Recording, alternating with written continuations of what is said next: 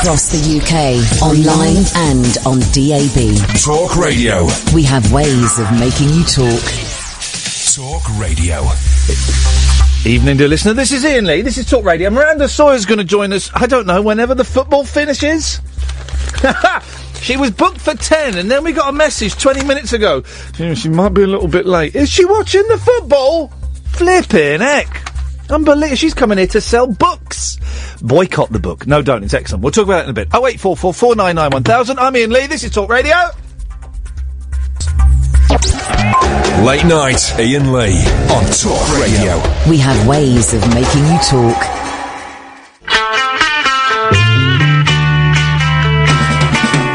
Asked a girl what she wanted to be. She said, baby, can't you see? I wanna be famous, a star of the screen, but you can do something in between. Baby, you can drive my car. Yes, I'm gonna be a star. Baby, you can drive my car. And baby, I love you. I told that girl that my prospects were good. And she said, baby, it's understood. Working for peanuts is all very fine, but I can show you a better time. Baby, you can drive my car. Yes, I'm gonna be a star. Baby, you can drive my car. And baby, I love you. Beep, beep, beep, beep, yeah.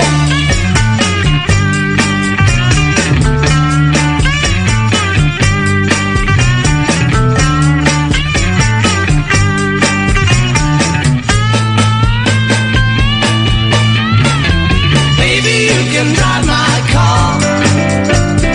Yes, I'm gonna be a star. Baby, you can drive my car. And baby, I love you. I told that girl I could start right away. And she said, listen, babe, I got something to say. I got no car and it's breaking my heart, but I found a driver and that's a start. Baby, you can drive my car. Yes, I'm gonna be a star. Baby, you can drive my car. And baby, I love you. Beep, beep, beep, beep, yeah. Beep, beep, beep, beep, yeah. Here's the thing I don't get about pop music and rock and roll. Oh, thank you. I've got Miranda's book there and it's upside down. There we go. You can see it a little bit better. The thing I don't get about rock and roll, right, is why do they always drop the G off of things? So, like, in the Monkees song, Going Down, it's not going down, it's going down. With the apostrophe. The Beatles, I don't think, are the worst offenders. In fact, I'm struggling to think of a Beatles song where they did that. I know that Paul McCartney's dad, when him and John had written, well, I've heard, at least he's told this story. When him and John had written "She Loves You," they wrote it in Paul McCartney's bedroom, I think, and they went downstairs and they played it. 0844 499 1000. By the way, we call you back. Miranda Sawyer will be here at some point. Has the football finished? If it has, she's on her way. If it hasn't, well. The Beatles, so John and Paul came downstairs and they said to Paul's dad, we've written this song. It's called, what's it called? It's called She Loves You. Let's hear it, lads. And they played it, and it's all there, yeah, yeah, yeah. And the dad said, McCartney's dad said, wouldn't it be better if it was yes, yes, yes? That's such a dad thing to say. And do you know what? He was right.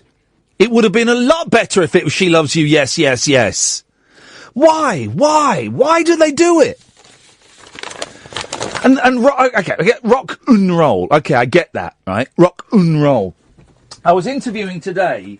Now, if anyone can help me pronounce this gentleman's name, that would be awesome. Felix Cavaliere, I'm going to say. He's the lead singer from the Young Rascals that then became the Rascals. And they're brilliant, right? They're brilliant.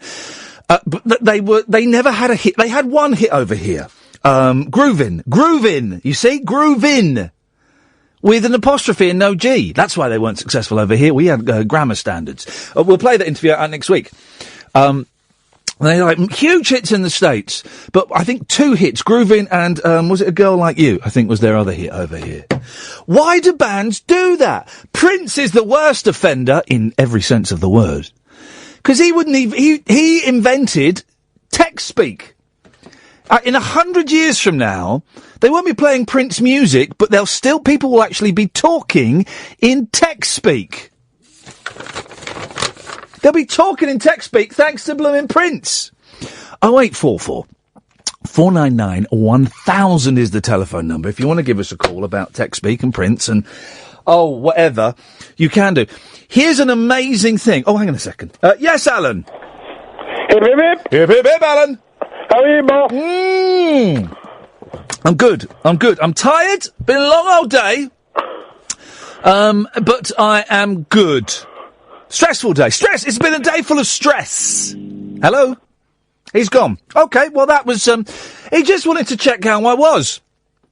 And that's absolutely fine. Let's call him back just to make sure he's not died. We can but hope. I'm joking, for crying out loud. It's a joke, for goodness sakes. Dearie me. 0844 499 1000 is the telephone number if you want to give us a call. We think Alan may actually have died. Which is how these things sometimes work. An amazing thing happened to me today, which I will go into detail in a little bit. Because I think our guest might have arrived. Flippin' heck. Outrageous behaviour. Has the football finished then? She can come in. Of course she can come in. And she's going to get a right royal rollicking on air for being unbelievable. Yeah, exactly. It's locked. The joke's on you, Sawyer. The joke's on you. Enjoy the football? Not really. Yeah. Hey, it's nice to see you. Nice to meet you. Yeah, So I tell you what we'll do. We'll play some ads and you can get settled and stuff like that. So let's have some ads. Oh, and there's no music. Miranda Sawyer is here. So I am. Late. You don't need the headphones if you want. No, I don't want the headphones. They make my ears feel a bit hot. Yeah, and they're very low quality headphones. Yeah, well, we don't. Very low quality. Is Miranda's microphone working? Because sometimes the microphones don't work. You need to get quite close with these ones. I'm there. There we Is that go. better? Yeah, we're in. Perfect. All right. Late because of the football. Yes, kind of because of the football. And also, it was also just one of those parent things where my husband was out and I had to wait till he came in and then I left, Yeah. Well, it was primarily the football. But it was the football. Don't put it down on a... Okay, it was the football. I was watching the football, supporting Germany with my 10-year-old son, also supporting Germany. So it was kind of a traumatic evening. I was quite glad to leave. Yeah, so he was properly upset, you were saying. He was really upset because the penalty was a slightly iffy decision. I realise I'm talking kind of... I don't know what kind of a weird language to you. And Germany had been pressing earlier. They'd been pressing. That's okay, yes. They'd been pressing and it looked like they might score. Yes. And then the penalty was given and that went France's way. And then basically they scored another one and he started punching cushions and crying. And I thought that was a really bad mumming decision, and that was wrong. We were saying off it, that's kind of a nice thing. Yeah, all right, he's miserable and he's heartbroken and you've destroyed his dreams. Yeah, but good to learn at the age of 10. Yeah. But also, that's kind of a nice thing, letting your kids stay up and watch. Yeah, and he's got sports day tomorrow, so he'll be knackered for that. And then, so if he runs really badly, then it's fine. He can just say, well, I stayed up and watched the football, and that's fine. It turns out losing is cool anyway. Yes, that's fine. Because my favourite teams. Now, listen, let's address, there's a tiny elephant in the room. Yes, it is very small. What is it? I see it not. I'm like a huge fan of yours. I think you're absolutely brilliant. I thought you were brilliant for years, and I love your column as well.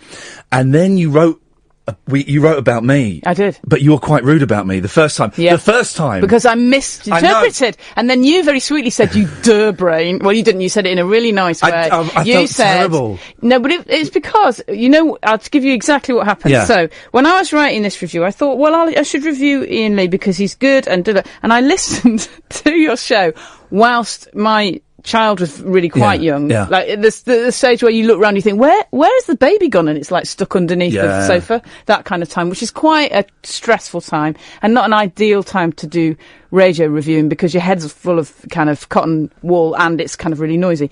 So I listened to it and I kind of just didn't listen to it properly. And I thought you were being really rude to someone. Who was it? It was Tommy Boyd. Oh my God. So I thought you were being really rude to Tommy Boyd. And so I said, that's just really mean. And of course, you weren't. But that was a joke. We were doing a thing. So I was like, oh, you were doing a thing. And I just tuned in and thought, why is that nice man being so rude to that other nice man? I don't understand. And then you very sweetly said, it was a joke. And I listened to it properly and I thought, oh, that is really bad. Never mind. But thank you for, because I wouldn't normally have written, but I'm such a fan, for kind of, not going, oh, sod off, I've written it, you're horrible, go away. Yeah. And you reconsidered, and I appreciate it. And then I saw you shortly after in the Science Museum, and I was with, I had my kids, and I couldn't go and say hello. Yeah, don't blame you. No. I'm really intimidating. Yeah, you are. I'm really rude to people. This is the thing. Yeah. Now, the book. There it is. You've got a new the oldie version. Shall I show you this one? Oh yeah, go on. Is there a newer version? Well, yeah, you've got the brightly neon coloured pink and green one.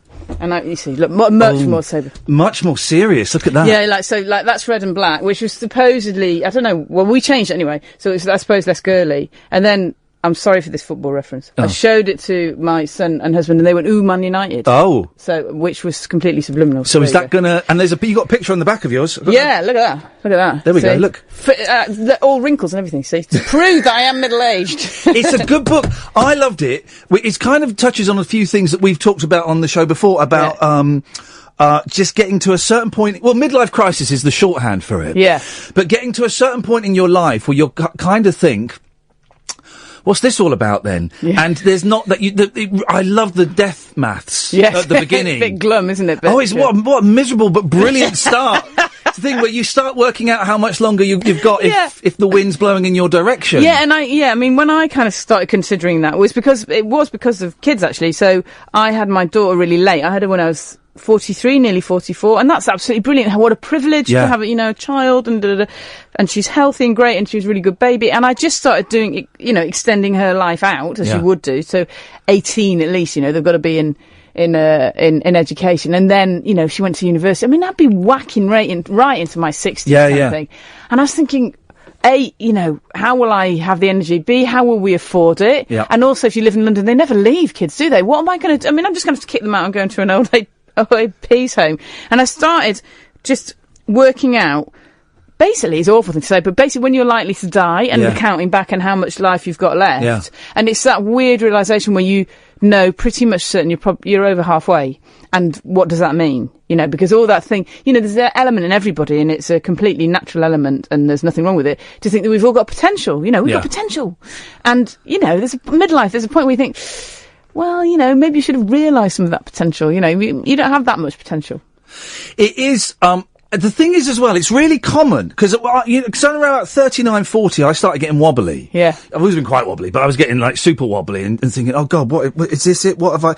Yeah, this it is a really classic thing. Isn't it? Yeah. And I spoke to my doctor about it, and I spoke to a couple of friends about it, and they all said, it's really common, but it doesn't get talked about. What you don't do in the book is you don't do the jokey midlife crisis. It's all, the Harley Davidsons and the 16-year-old girlfriends, that kind of thing. You treat it properly, because it is a proper... Yeah, but also I was going through it. So if you're going through it, you kind of, do this exactly what you're doing. You're talking to people about it, or you try and read some literature. And what happened when it was first kind of defined, the words midlife crisis were invented by this psychotherapist, Canadian one. And it was like the 65, he did it. And it was because he was talking to high achieving individuals, and they were of course men, So it's been a very male skew on it for a really long time. And the classic thing is, because you're feeling down in your midlife, you think, I've done it wrong, which is a classic feeling, and you think, okay, I've done it wrong, now I'm going to cast it aside and do it right. So you cast aside everything and start doing, buying a sports car and going out with somebody younger. And, that wasn't quite what my midlife crisis felt like. It felt really like I'd done it all wrong, but I didn't want to leave my husband, and I didn't want a kind of fast car. So then you're left with, well, what do I read? What do I consult? Because everything's just really jokey about it. I'd find books, and there were loads and loads of jokey books, and they were all about, trousers with elasticated waistbands, and stuff that just didn't make sense to me, really. You talk about regrets as well, and kind of missed opportunities. And there's nothing one can do about that, is there? You just sort of, how do you accept that you've messed up? Yeah, and we all mess up. Because I suppose that you think everybody messes up. I mean, you look around at people and you think, oh, they made completely the right decision. Look at their house is amazing, and they seem to have done this all right. But of course, everybody misses opportunities. It's just that you know the ones that you've definitely missed. So I've had things like really good book deals, and I just couldn't deliver the book, and I had to hand the money back, or I'm not particularly great at recognising opportunities. So somebody would say, oh, why don't you try this? And I think, oh, that's not for me. And then somebody else would do it and think, oh, that was really great. Why didn't I say yes? And then obviously as you get older, you're not offered quite so many opportunities. Yeah. And so, all these kind of weird principles or fears that you had when you were younger, you have fewer weird principles and fewer fears maybe when you're older, and you can't, but nobody's giving you those opportunities. When in my 20s, kind of my mid-20s, when things, work started happening and stuff, I naively thought, oh, this will always be like this. I will always be earning thousands of pounds. Two of the worst decisions I ever made, right? And I was reminded of them when I read this, was I was asked to host Have I Got News For You? And I turned it down because I was terrified. I thought they're going to catch me out as a fraud. Yeah. Of course. And and I think, oh, they'll ask me again. Of course they never did. And I walked out of, the week before it went on air, it was such a bad decision. I walked out of the last series of the 11 o'clock show because it was awful. And we did a pilot and I said it was awful. And I walked away from a fortune because I was principled. And I thought, this is beneath me. I don't need to do this. And I look back now and think, yeah, that would have bought me a house. Yep. And the career opportunities that would have, all of that stuff. Yes, but you don't realise, because also it is fear. A lot of it's fear, isn't it? Fear, yeah. I mean, I was asked to go on Have I Got News For You one time and said no for exactly the same reasons, and never been asked again. I think I still would say no, actually. But those kind of things which are, when you are young and you have those weird principles which are to do with, it's a bit tabloidy, or, they want to take photographs of me in rubbish clothes, doing things that I wouldn't normally do. They're all just fear, because actually it doesn't matter. Nobody cares that much. Yeah. Nobody cares. If you're dressed really badly, nobody really cares. But you care, and you get really scared that people are going to judge you in that way. What was, tangent slightly, what was Smash Hits like? Oh, Smash Hits was brilliant. That's completely great. you got the job just by blagging it, didn't you? Well, kind of. I mean, what happened was, so I did a law degree at university. I was really unhappy, and I didn't want to be a lawyer. Yeah. So I was going to go travelling, and because I had no idea what to do, and I saw an advert in the Monday's Media Guardian. I was going to see my mum, so I bought a newspaper, which I never normally did, and they had an advert in there, and it said pop writer for Smash Hits. Wow. Rock and roll ain't noise pollution. That's all I read. Despite being meant to be studying law, I just read Smash Hits. I was obsessed by it. And so I wrote a letter, and, I wrote it by hand in the style of Smash Hits. And then I knew someone who had an Amstrad, and I very carefully kind of typed it out. I'm so old. And sent it in. And they interviewed me. And what I think now is it's amazing they actually found the letter, because that the actual office was just a dump. But anyway, they read the letter. And I had the interview, and I got the job because during the interview, Barry McElhenney, who was the editor at the time, kept holding up other magazines and go, what do you think of this? And I'd go, I don't read them, I only read Smash Hits. Really tragic. And then he said, OK, well, Elton John's number one. Should we put him on the cover? And I went, no way, you should put Brother Beyond on the cover. Wow. And they just put Brother Beyond for the first time on the cover. So I got the job. But the people who were applying at the same time, around that time, for that job, I subsequently discovered were David Quantick, who is an amazing writer. Yeah, of course. Obviously wrote for Veep and is just a fantastic writer. And Jim Moyer, who is Vic Reeves. Blimey. And they turned him down because they thought he was a bit mad. And the thing is, I was guilty at the time of being very sniffy about Smash Hits. Oh, it's such a great publication. Well, this is the thing. Yeah, I know I was wrong, totally. Looking back on it, it was hilarious and actually very naughty and subversive. And also kind of, underlying it was a kind of principle, I suppose, really. And the principle was like, if you wrote for the NME, and the NME was great at the time as well, you had an idea that what you had to do was kind of unpick the music and understand the music and describe the music, shimmering shards and stuff. Yeah. And then talk to the people who made the music. But in Smash Hits, the music was just taken. We knew the music that we liked, and we put up we had posters with the words on it, but we didn't have to analyse the music. We just knew the music was great. Yeah, yeah. So then that was kind of almost put to the side, and then it was like the people. And if somebody's a great pop star, and anybody can be a great pop star, Kylie's a great pop star, although she's really dull, Boy George is a great pop star, although he's really interesting. You know, there's lots of different ways of being a brilliant pop star. You just do an interview, and what you wanted to do was show the reader how brilliant or how awful or how hilarious this pop star was. So it was like you were... It wasn't like you were on the pop star side, it was like you were on the reader's side. Yeah. And you wanted to, you know, it's like a kind of, they're hilarious, you know. I mean, a friend of mine, Sylvia Patterson, who worked at Smash Hits at the same time as me, has a really great book out now. And she was at Smash Hits longer than me, and she was really important to Smash Hits. And all the interviews that she did were just amazing. She would go on a roller coaster with the Beastie Boys and discover that Ad Rock was really scared. Just things like that, you know. I mean, I still remember them, you know. And that's the beauty of I was speaking to Will Storr the other day, because he, I think it was Loaded he worked at. And it's sad that whole generation of magazines is died now. There isn't the money in it. First of all, there's Huffington Post and stuff, and everybody wants everything for free. Yeah. And there isn't the money in, you know, to go off and go on a roller coaster of the Beastie Boys, or go to America to hang out with whoever it might be. No, it's changed, and also the attitude has changed. So what happened towards the end of the 90s and into the 2000s, things became brands.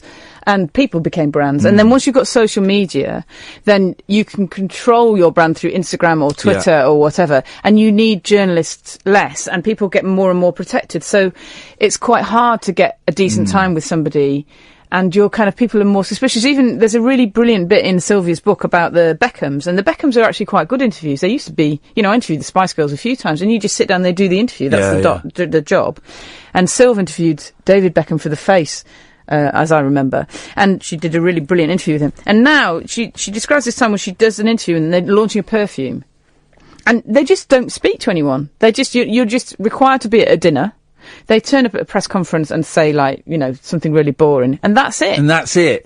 There's no interview. There's nothing fun about it. It's just quite sad. And that's to protect them? Is it? That's so they're in control of everything. Yeah, because they've got, you know, loads and loads and loads more PRs around them. I mean, it's interesting. What I find now is that the people who are more interesting to interview really are artists. So fine artists have got loads of mad ideas, and they're all really interesting, and they don't have loads and loads of PRs. They might have assistants or someone, but if you're going to interview a fine artist, they say that you find out the time, and then they do the interview. And it's fine. It lasts for an hour, or it lasts for 2 hours, or you go and see their work, or you get, you know, not now, but I used to get drunk with them or whatever. Yeah. And it would be a really interesting interview, but that doesn't really happen with pop stars anymore. Going back to your book, Out of Time, I tell you what I found really interesting was your honesty about, you're talking about drinking and about kind of drugs, and about what a lot of people do in their 20s and 30s. You know, that doesn't seem to get talked about very often, obviously, because, you know, people want to protect reputations or, you know, whatever. But I thought that was just a nice, honest... Yeah, I think it's possibly easier to talk about it in retrospect. If I was still off my head all the time, I would probably be less likely to write about it. But also because it was part of the era. So there's a time when I wanted to write about what it was like to be young, you know, in your 20s during the 90s, because that was a time when a lot of alternative culture became mainstream. So comedy and music, but even fashion, like Kate Moss and Irving Welsh, Train Spotting, and they suddenly, it all came into the middle, and everybody liked it. Like the tabloids loved Britpop, you know, and Kate Moss and the Primrose Hill set and all these kind of things. It was genuinely really exciting, and you time. felt like you'd really won. But part of that feeling of kind of winning and going out was that you were out all the time, and you were kind of off your head quite a lot of the time.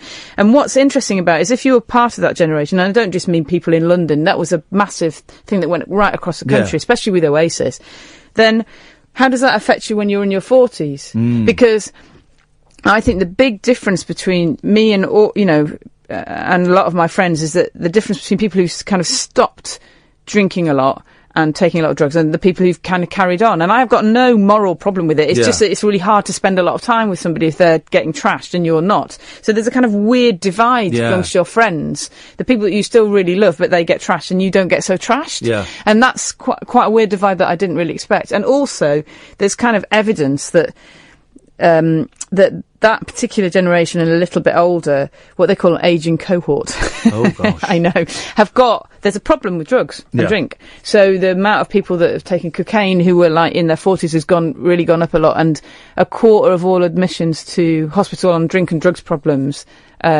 emergencies, are in their 40s. Really? Yeah. Why is that? Is that just because they've carried on, or is it because of money? Some people have carried on, so it's like a belief in it, you know. So if you think about adverts when we were younger, like think about like Cinzano or Heineken or all those kind of adverts, Baby Sham. Yeah.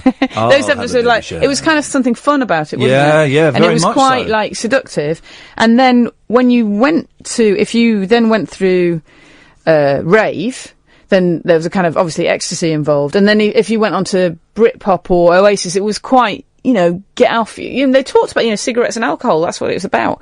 So if that's your method of getting enjoyment, that's quite hard to give up, because also in the end you're giving up your youth, aren't you? If you can't handle it, you're giving that up. And then there's a whole lot of people who have done, maybe made more sensible decisions and did do a proper career and then ended up in their 40s with the kind of, family and a great house and a great career and thought, I've missed out. I didn't do that bit that everybody's done. And then I've met a couple of people like that, and then they think, okay, what I'll do is I'll, go try ecstasy or cocaine, and then they end up with terrible habits, which is just a nightmare. Do you watch Portlandia? Have you seen Portlandia? No, I haven't seen it. It's brilliant. It's this sketch show, right? And they play this couple play all these characters, and there's the couple of characters they do.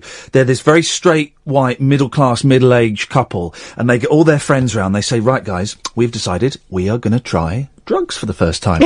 and they warn everybody, and they take drugs, but then the husband has a sign on that says, if I'm acting strange, it's because I've taken some drugs for the first time. And they go out, and they're not being strange at all. Brilliant. They put like a road cone on their head, and they don't do it, and it's just so brilliantly, there must be people in their 40s and 50s who do think that they've missed out on... Yeah.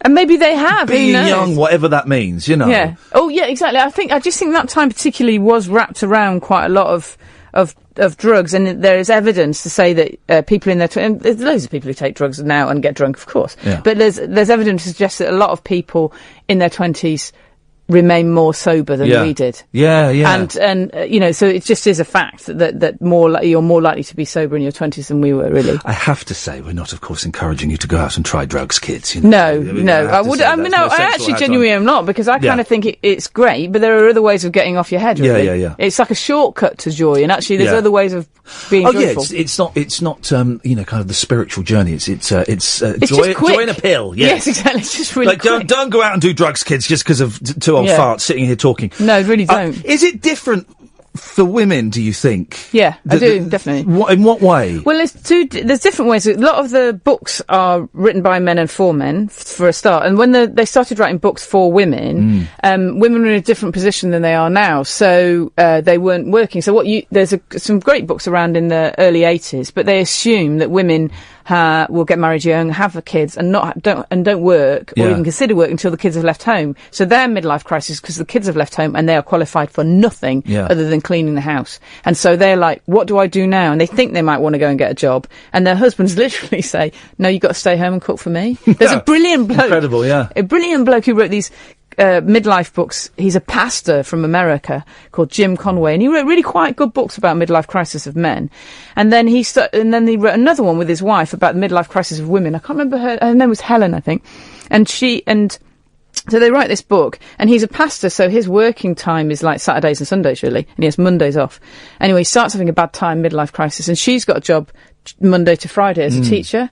And basically he just says, so she gave up her job so she could spend time with me and nurse me through my midlife crisis. Wow. Yeah, that's what was expected. And they had courses for women in middle age in New York about midlife crisis, but it was how you should help your husband through the midlife crisis. And they were all on Valium, of course.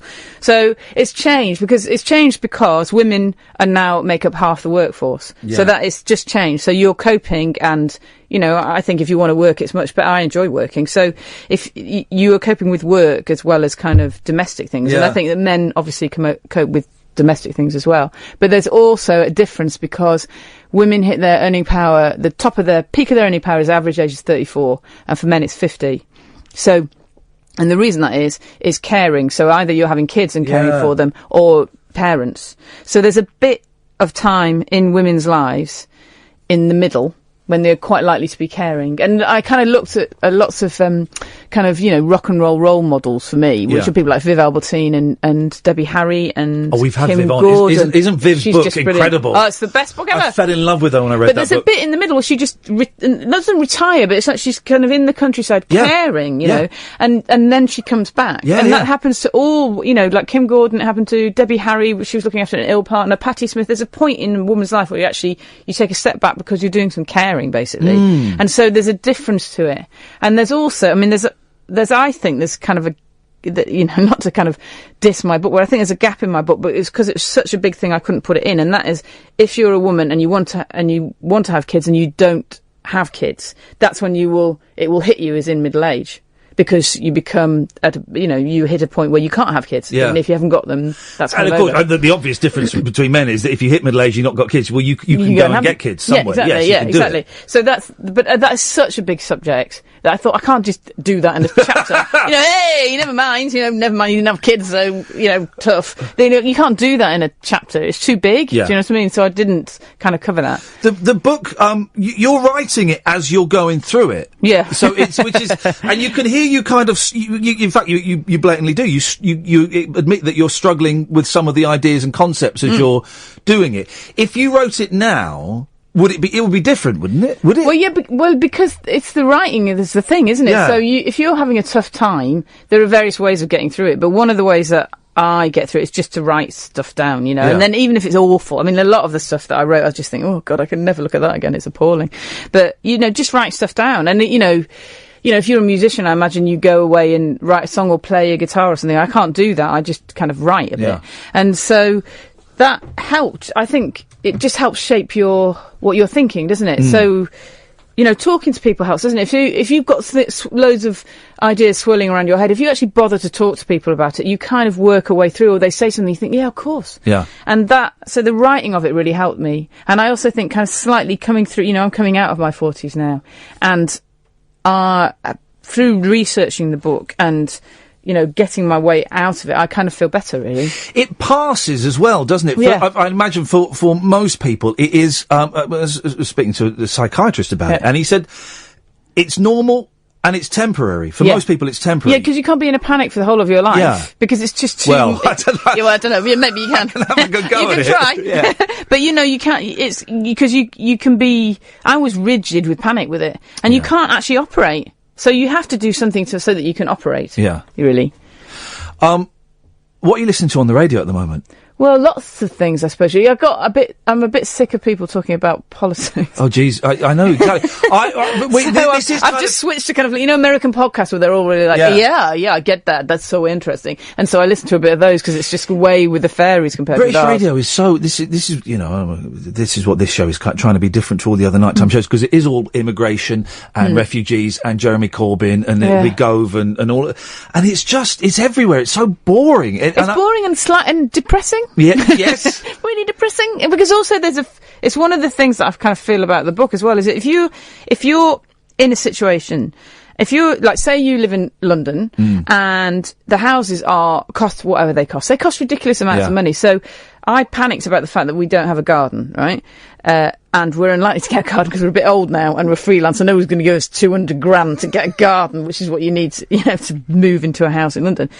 And I was panicking about that. And then I just thought, that's not my fault. Yeah. The house prices are not my fault, really. I have done nothing to encourage these houses going up like that. And there's certain things that you can't do anything about. And politics generally, vote. I voted. Yeah. And sometimes it doesn't turn out for you. And then if it doesn't turn out for you, there's not that much you can do. No, there's not. And I voted to stay, and I kind of think we should do what the referendum said. Yeah, exactly. I agree. And then someone had a go at me on Twitter for saying, well, that's a strange attitude to have to a flawed referendum. Well, but all of radio is talking about it, and British radio seems. I'm such a radio geek, which is why I love your column, because it will be stuff that I've heard or stuff that I've never heard. I think, I'll check that out.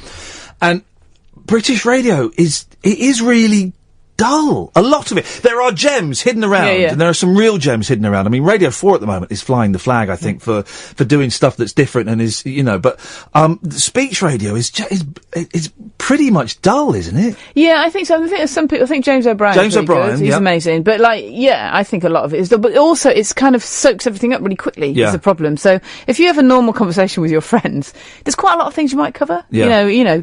But it just bangs through all the topics that are in the papers, and if you have the Twitter feed or the Facebook feed that I have, I've already read all that stuff. It just does my head in. I have to come off social media because I'm so bored with it. And then you switch on the radio and it's the same stuff. Yeah, it's just too much. I quite like listening to Ferrari as well. Oh, he's amazing. He's brilliant, isn't he? Yeah, he's amazing. And again, people say, well, why would you want to listen to a right wing old so and so? Because he's good. Because he's brilliant. He's really he's good. a master at it, and it also, I think it's healthy to listen to people that I completely disagree with, I agree. Because it challenges what I think. Sometimes I change my opinion by hearing someone else's view, And also he challenges people, so he gets people on, and they might be somebody that he agrees with, or they might be somebody he doesn't, but he just always pushes. Apart from Boris Johnson, those interviews were embarrassing. Yeah, Boris, well... They were just making love on the radio. But that's really what's what's funny about that, kind of LBC in general, is they get them all, don't they? They've had Clegg, they've got Gove. Oh, Farage is doing a show now. Yeah. Farage is filling in for Hopkins on there.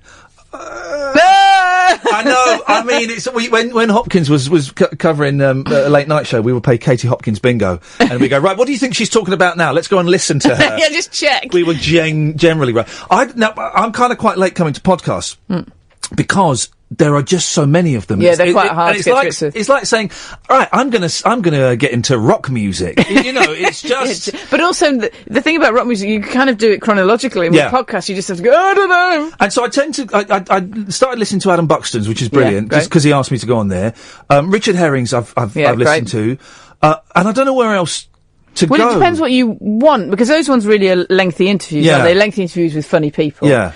And there are obviously an American version of that is WTF with Mark Maron. I keep hearing about this. Yeah, so it's good. There's so many of them that I find them a bit. And also, you need to be a bit of an American comedy geek, which I'm not. Okay. I know lots of people are, but I'm less so.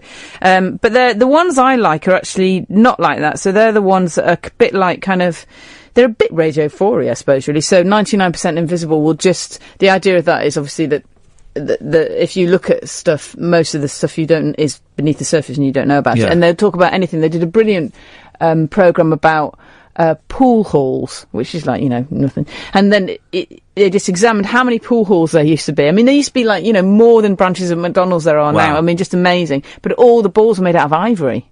Are they? So they were then. They were, okay. So wow. they were made out of ivory. So they were, and you could only, if you went over to Africa to get a tusk to make the balls, you could only at the most get 3 out of per tusk. So they were just killing elephants like you wouldn't believe. I mean, appalling. Well, you say appalling. I mean, just appalling. It's a fun game. It's better with the original tusk balls. So they were doing that, and then they just realised that actually they were going to kill all the elephants, and there was no more ivory left. And this was not very good. So they kind of put out a competition saying, can somebody come up with a new substance? And that's one of the reasons why plastic was made. I mean, just stuff like that's just amazing. I love stuff like that. It's amazing. You would love that show. What's it called? It's called 99% Invisible. Right. It's just completely brilliant. You would absolutely love it. I'm going to have some of that. And then there's another one called Love Plus Radio. And what that is really odd. So what it always does is it takes a story and somebody's talking and you think, yeah, I know this story. It'll be something like, hey, I'm like a sex chat person, and you think, I know these kind of stories, and they'll end up, something a bit weird. And it just, at some point, it just always goes off on a tangent. You're like, oh my God, that's not what I thought was going to happen at all. Yeah, it's really good. I would really recommend I'm going through a massive documentary. I'm just buying Have you seen The Imposter? No. Oh man, it's one of the, it's this amazing story. We got one of the people from it on next week about this American family, and their 14-year-old son goes missing, right, and disappears for 3 years. Oh, Jesus. And then this French guy in Spain is a man, and a grown man. He pretends to be their son, and he meets them, and they look at him and go, "It's so great to have you back." No way. Yeah. And he lives with them. It is insane. It's insane. It's such a good film. I'm kind of digging those at the moment. Yeah, well, that's that kind of thing you would love. There's a lot of American podcasts like that. I will check it like out. them. I will like them. Thank you. You don't do a podcast, do you? No, I did one ages ago for The Guardian, which was a family podcast, but then they decided, because all newspapers go in a huge hoo-ha about things, so they decided they didn't want podcasts, they wanted video stuff, and then I think they still want video stuff, but maybe not the video stuff that people I know do. Anyway, so... No, I haven't got. Sure, no, I haven't got. It's a weird one because hardly anyone, apart from a very few exceptions, have worked out how to monetize podcasts. Well, it's difficult here, I think, because of the BBC. So the BBC, the top podcasts in Britain are things like Desert Island Discs or Mark Commode's and Simon Mayo talking about films or those kind of things. So it's quite hard to. Yeah, it's impossible to make money out of it. All you can do is get a sponsor, which people do normally, and all podcasts have the same sponsor. So it's Squarespace. I can just list them all because I've listened to so many. They just have the same kind of. Certain podcasts have certain sponsors, and they're, in Britain it's just there's not a kind of infrastructure. In America, there's more of an infrastructure. Is it going to happen, do you think? Or is it that thing of we want everything for free again? We want our journalism for free, our music for free, and our podcasts? Well, yes, I agree. But generally what happens if it's a good podcast, at a certain point, like kind of say they've got a series of 10 about... 10 episodes, about the 4th episode they go, would you mind giving a little bit of money? And people will give a bit. Yeah. Or the other thing that's quite interesting is that people who build up a big following, they do a tour. It's a bit like being they do like live tours, and that maybe makes a little bit of money. And they sell tickets off the back of the podcast and Yeah, so maybe, but you're never going to make much money out of podcasts. I'm worried that we've made your book sound depressing because it's not. It is in places. Yeah, it is a bit depressing, but then it cheers up by the end. I tell you what, I was sat. I think I might have tweeted you this. I was. I had this to read when my mum got very ill, and.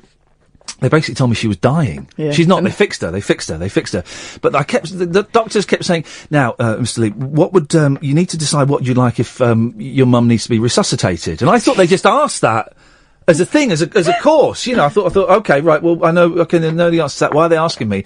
And then a doctor took me into a room once she'd gone to intensive care, and she was sat there, and I was joking with her, and she said, "I don't think you understand. Your mother's dying." I was like, "Oh my God!" Oh, Jesus.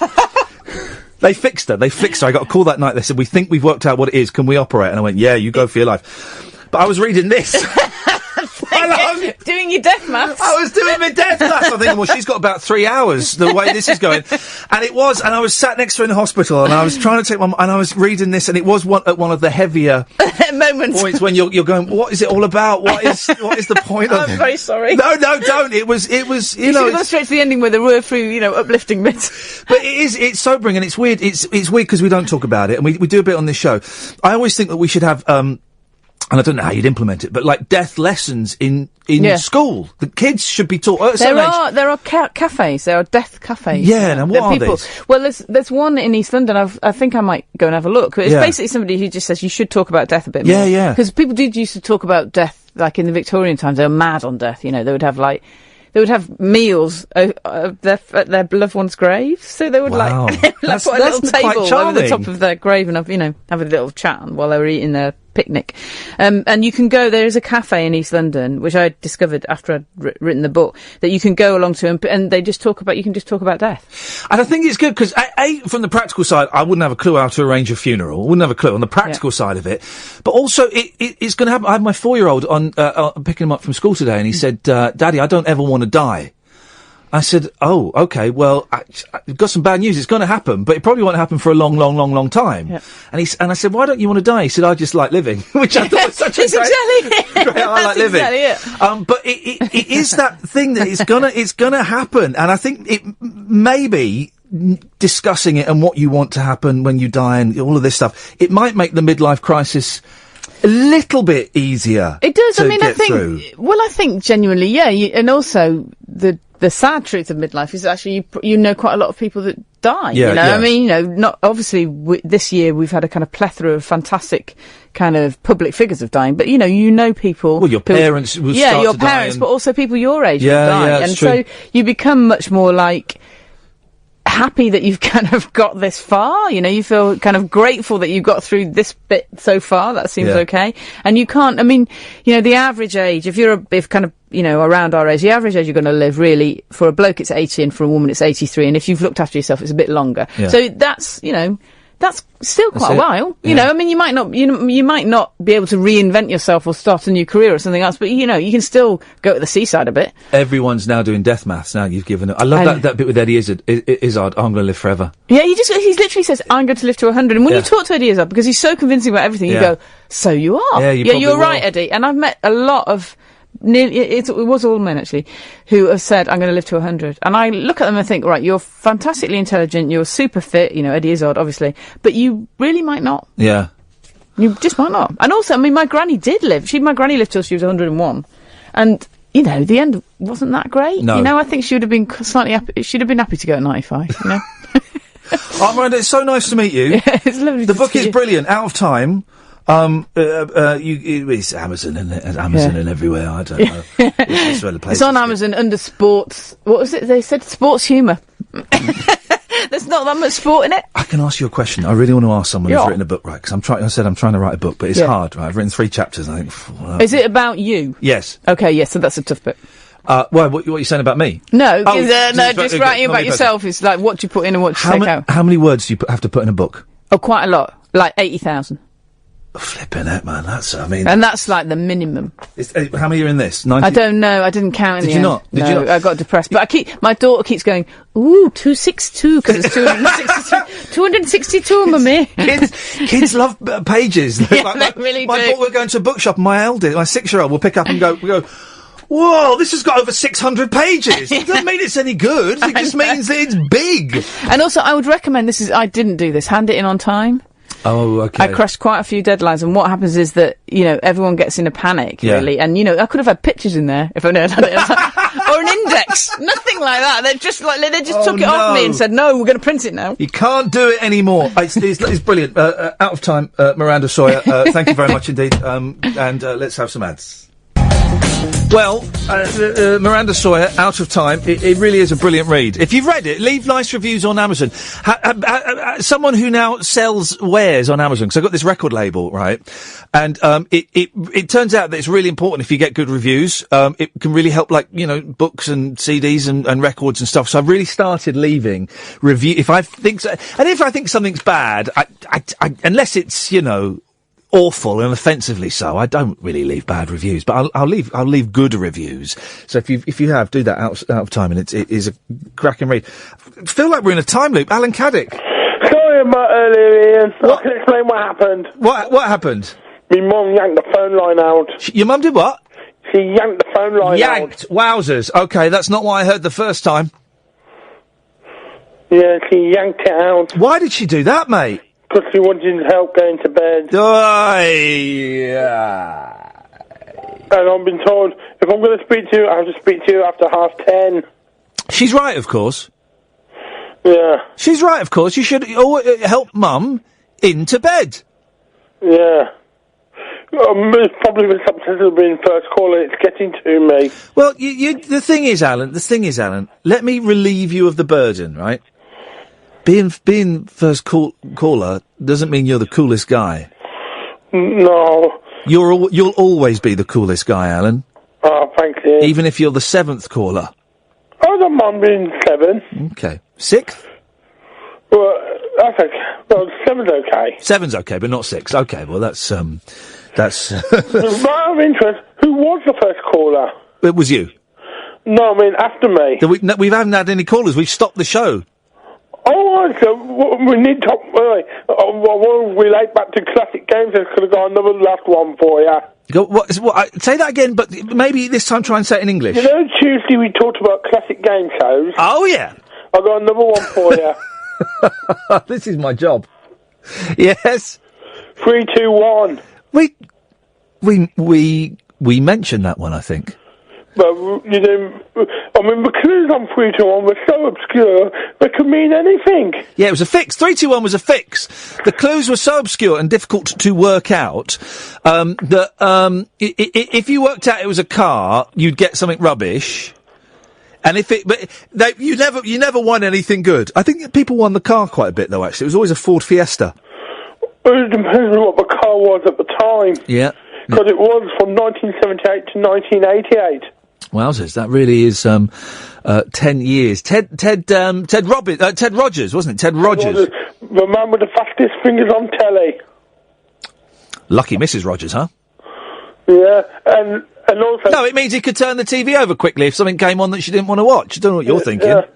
And also, having a dustbin as a booby prize...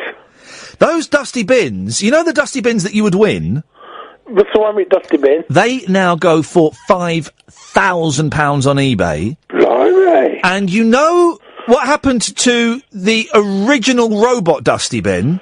The robotic dusty, yeah. Do you know what happened to... There were 3 throughout the 10-year run, okay? Yeah. The very first one, do you know what happened to him? No. He became R2-D2. Blimey. That is a fact. Yeah. And I don't know what happened to the second one, but the third one was sold to a game show enthusiast collector in Japan. It was. I remember this because I remember we did this on 3 Counties. It was 4 years ago. Let me get this figure right. I think it was over £100,000. Wow. Yeah, incredible money. Really closest I got to a ceramic dusty bin was a dusty bin money bank. Oh yeah, the old dusty bin money banks. 3, 2, 1. Yeah, you see them on sale on eBay for a few quid. And there's about 30 of them listed. Yeah. Who were the, here we go, this is tonight's phone-in, classic piggy banks. The greatest piggy bank, of course, was the one that was a coffin, and you put the coin on the top, and then the skeleton hand came out and grabbed it and dragged it back into the coffin. I remember. Do you remember the NatWest piggies? The pigs, yeah. They're classics. Yeah, they're classics, absolute classics. Great way of getting children involved in the corrupt world of banking. And I was tempted to have a NatWest piggy bank, but I went with the Griffin. The Griffin, of course, voiced by Richard Bryars. Come and talk to the listening bank. Which is now Hotel Sierra Bravo Charlie. Hotel Sierra. HSBC. Thank you, Alan. Strange way to end that conversation. 0844 499 1000. I'm Iain Lee. This is Talk Radio. Talk Radio. Okay, so 0844 499 1000 is the telephone number. We'll come up with something. We've only got 2 more hours to fill. We've just filled an hour. We'll come up with something. Oh, I can tell you about the stroke of bad followed by good luck I had. This is Talk Radio. Let's get the news. Late night, Iain Lee on Talk Radio. We have ways of making you talk.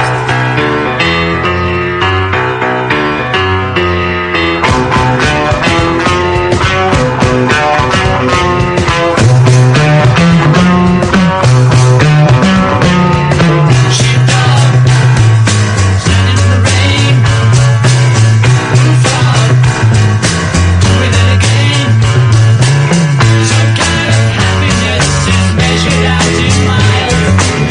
What makes you think you're something special?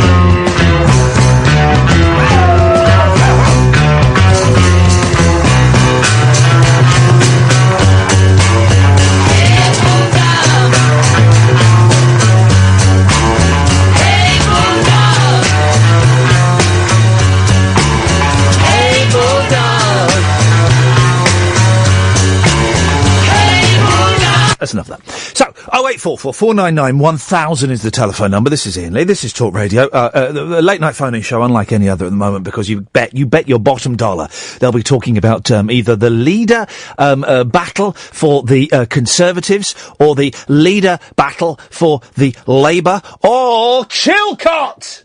Take a Chilcot pill, man. Just Chilcotax. Chillax. That's what I'm trying to do. Chillax. Just Chilcot, man. Yeah. That's what they'll be talking about. And do you know what? Oh, man, I know it's important, but it's boring. It's really boring. I know it's important. If you call up now, we call you back, by the way, and I'll move the camera angle in a bit so you can get a bit of view of my lovely beard. It's important, but it's boring, and it's everywhere. It's been everywhere yesterday and today, and it will be everywhere again tomorrow. And, it's 2.6 million words. 2.6 million words. It's twice the size of War and Peace, and it's just the war.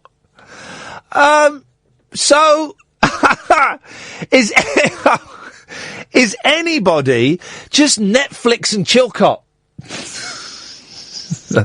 That's Catherine Boyle wrote that line. Is anybody actually going to properly read the Chilcot report? Is anybody? Because I bet if I would, Mr. Chilcot, Lord Chilcot, Sir Chilcot, and page 632, I'd write, 750 quid a pop, I know. I'd write, Tony Blair's bum smells funny. And then, on page 2003, I'd write, Alistair Campbell's got a tiny willy. Just to see, you'd have to, wouldn't you? If you're writing something that is that big, right, and has cost that much money, and everybody is making such a fuss about, you would, and someone then challenged you, right, and you go, have you read it? Yeah, I have. What, all of it? Yeah, I have, Lord Chilcot, sir. And I think you're a charlatan. You're telling me you've read all of my report into the Iraq War? Yes, Mr. Chilcot. And I've dropped the Lord because I'm now disrespecting you because you're disrespecting me because you don't think I've read it. Let me just get this straight.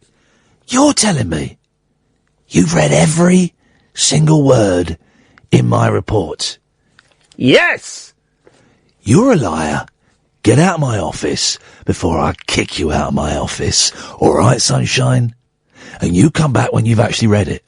7 years later, there's a knock at the door. Come in. Now I've read it. What you said about Tony Blair's bum is unfair. And how do you know about Alistair Campbell's willy? And you're a charlatan. Fair play, you've read it.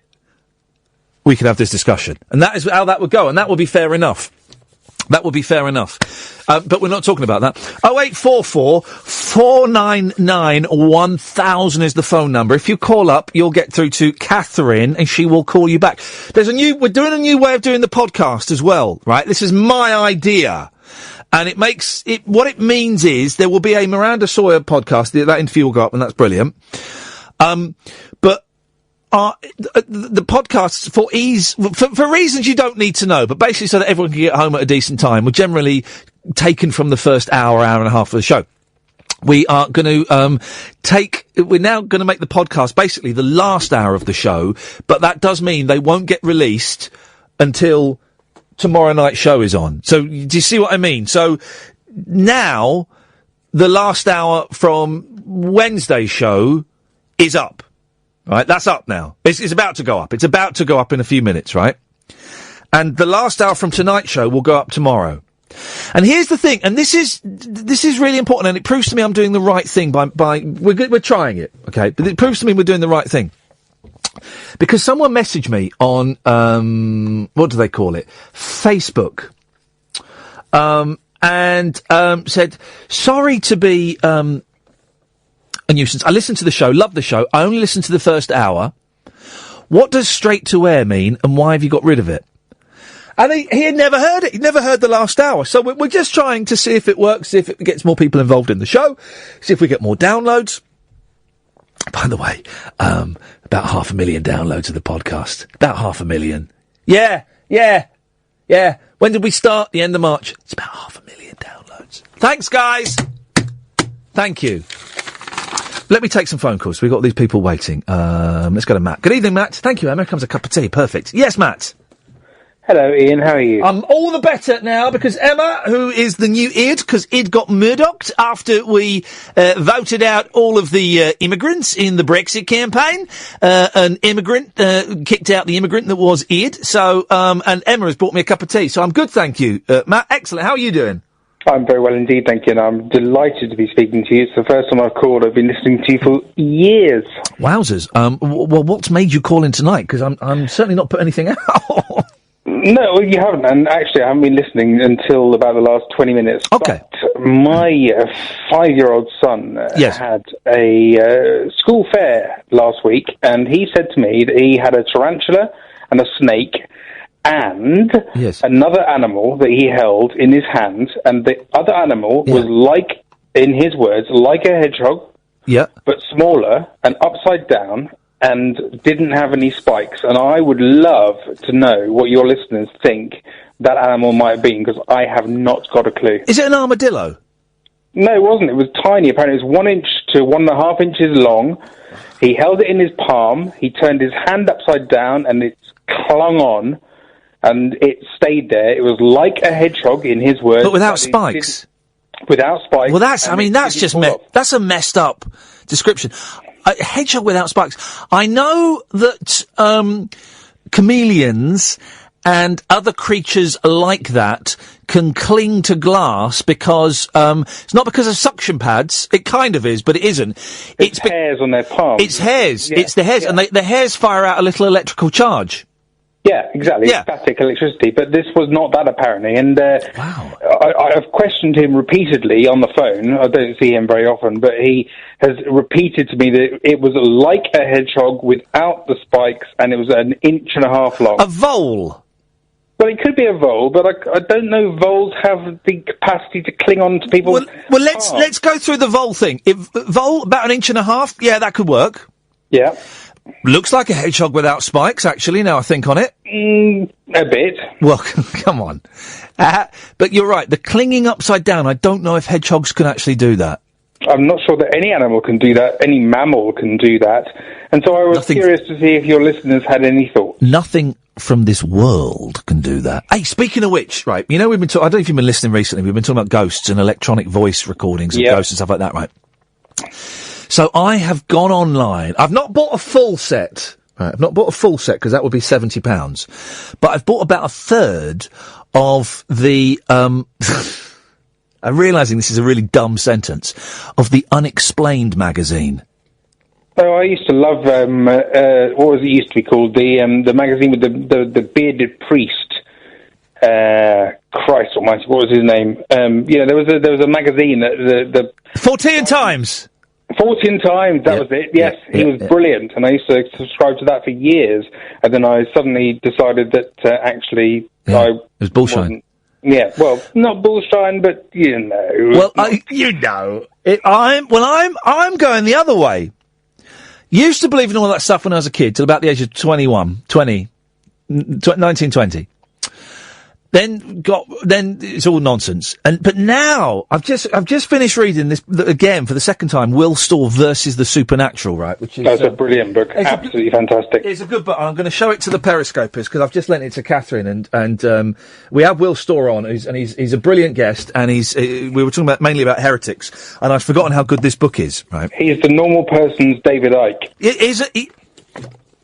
That is genius. I'm going to email him and tell him I just came up with that. But in this book, and he's a skeptic, right? But in this book, he kind of comes away with he goes in thinking ghosts aren't real. He kind of comes out of it with a question mark over it. I think ghosts aren't real, but the perception of ghosts depends upon a person's susceptibility to believe things that appear in front of them. But, right, there are creatures, I believe the skate can see X-rays. X-rays can be seen by certain creatures, right? Almost certainly, yes. Yeah. The creatures that live in the deep sea can see things that we can't see. Yeah. Goldfish can see the light from your remote control on your TV, right? I've read that, yeah. This is all fact, okay? So, supposing, you know, and there are rays going, this room is full of Wi-Fi and radio waves and electricity fields and all of this stuff, right? And we can't see it, but it's there. Oh, yeah, everything's there. It's microwaves, X-rays, infrared, the whole thing, yeah. But just supposing, then, that there's X-rays and Wi-Fi and all of this stuff, but there's an old lady sat over there as well that I can't see. Well, it's possible. It's a bit Caddick, isn't it? But it's possible, isn't it? It's possible. Yeah, everything's possible. Absolutely everything's possible. You can't discount anything until you can scientifically disprove it. Of course. Anyway, I've just bought loads of the Unexplained, and I got them for a steal. To buy the whole set would have cost me $60. The thing is, I'll enjoy this third of a set so much that I'll then go and buy the whole set properly. And I have to ask, actually, I do hear you talk repeatedly about how you've got albums and DVD box sets and things for an absolute steal, and I would like it very much if you could share with your population, mate, how you get these things. Wicked. I've just got wicked internet skills. What do you have? But I've just got skills and wicked skills. But the thing is, I buy all this stuff and then I never use it. Now, going by my previous recent forays into buying magazines, right? I will read the first 2, and then they will stay under my bed for 6 months, and then they'll get tidied up and put in the bottom of the wardrobe. That happened with a run of 15 years worth of Beach Boys fanzines that I bought. And I bought loads of magazines about fanzines about a guy called Arthur Lee in Love. I bought 10 years worth. Read the first 2. They're in a shoebox under the bed. So the same thing will happen here, but it only cost me £12. So that is a bargain. Matt, we'll see if anybody can describe that creature. Oh, you've just reminded me, right? My 4-year-old's last day at nursery today, end of term, and I went to pick him up. I had to go and pick him up. And his teacher came out, and she handed out, like, things that they made throughout the year. And she said, Ian, your little boy brought a slug with him to school today. We've checked, it's fine, and you'll be taking the slug home with you. And I went, oh, brilliant, thanks. And for some reason, he's got a little Tupperware pot and a slug. And I said, why did you bring a slug? He said, I found it indoors. He's right. There was a slug indoors. It was by the dog food. And I saw it the other night, and I thought, nah, I'm not getting involved in that. I walked away. We've got stick insects all over the house as well. They escaped. Anyway, so then we've got this slug in this plastic tub, and I said, it's the last day of term, as a special treat, why don't we go to Yo Sushi, right? It's his favourite place. It's expensive, but it's the last day of term, let's go to Yo Sushi. So we did, and he wanted to bring the slug with him to Yo Sushi. And I said, man, no, the slug, just leave the tub in the car, right? We went and had a lunch, we looked at some bits and pieces. We came back to the car, he grabbed the tub, sat in his seat, and I put his seatbelt in, and he went, oh, that's strange. The slug isn't in here anymore. Where was he? Somewhere in my car, Matt. I've got no idea. He'll be there somewhere. He'll be on the roof. I said, that's not funny, mate. Now, we're going to find this slug. And, of course, we couldn't find it. So somewhere in my car, there's a slug going around. He'll be there somewhere. You'll see a trail up the back windscreen, and then he'll drop off the roof onto your head while you're driving up the motorway. Don't! Why would you do that? You're like one of those internet trolls. You are. What a horrible thing to say to someone. You terrified me, Matt. We'll try and find out what that creature is. Thanks for calling. It's a pleasure. Thank you very much for your time. My Twitter handle is CharmlessNerk. If anyone wants to try and follow me on there, it'd be lovely. Well, you've tweeted me from time to time, haven't you? Yeah, many times. I absolutely love you. You're a brilliant guy, and so many thanks, and good luck with the future. Would it be a dream come true for you if I cut you off? It would be. There we go. 0844 499 1000. Rashid, Triss, stay there. Come to you after this. 0844 499 1000 is the telephone number if you want to give us a call. You will speak to Emma, and she will call you back, and that's how it works. Remember, no straight to air after midnight anymore. We knocked that one on the head for a while, and I'm glad we did it. It's absolutely the right decision. Rashid! Oh.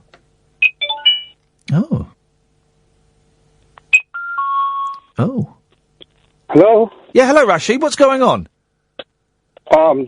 Just doing my bit of work while I was waiting to go on the phone. What's your bit of work? Playing Candy Crush or something?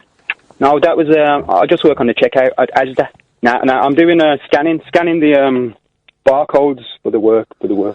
For everybody asking on Twitter, no, the money launderer didn't get back to us. That's a shame. That's a real shame because I could really do with that cash.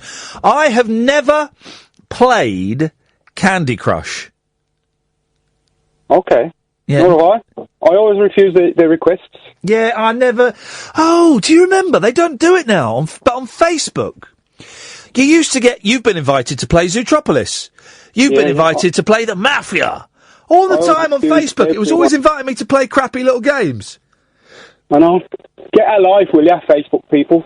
Well, fair play. And can you still get poked on Facebook?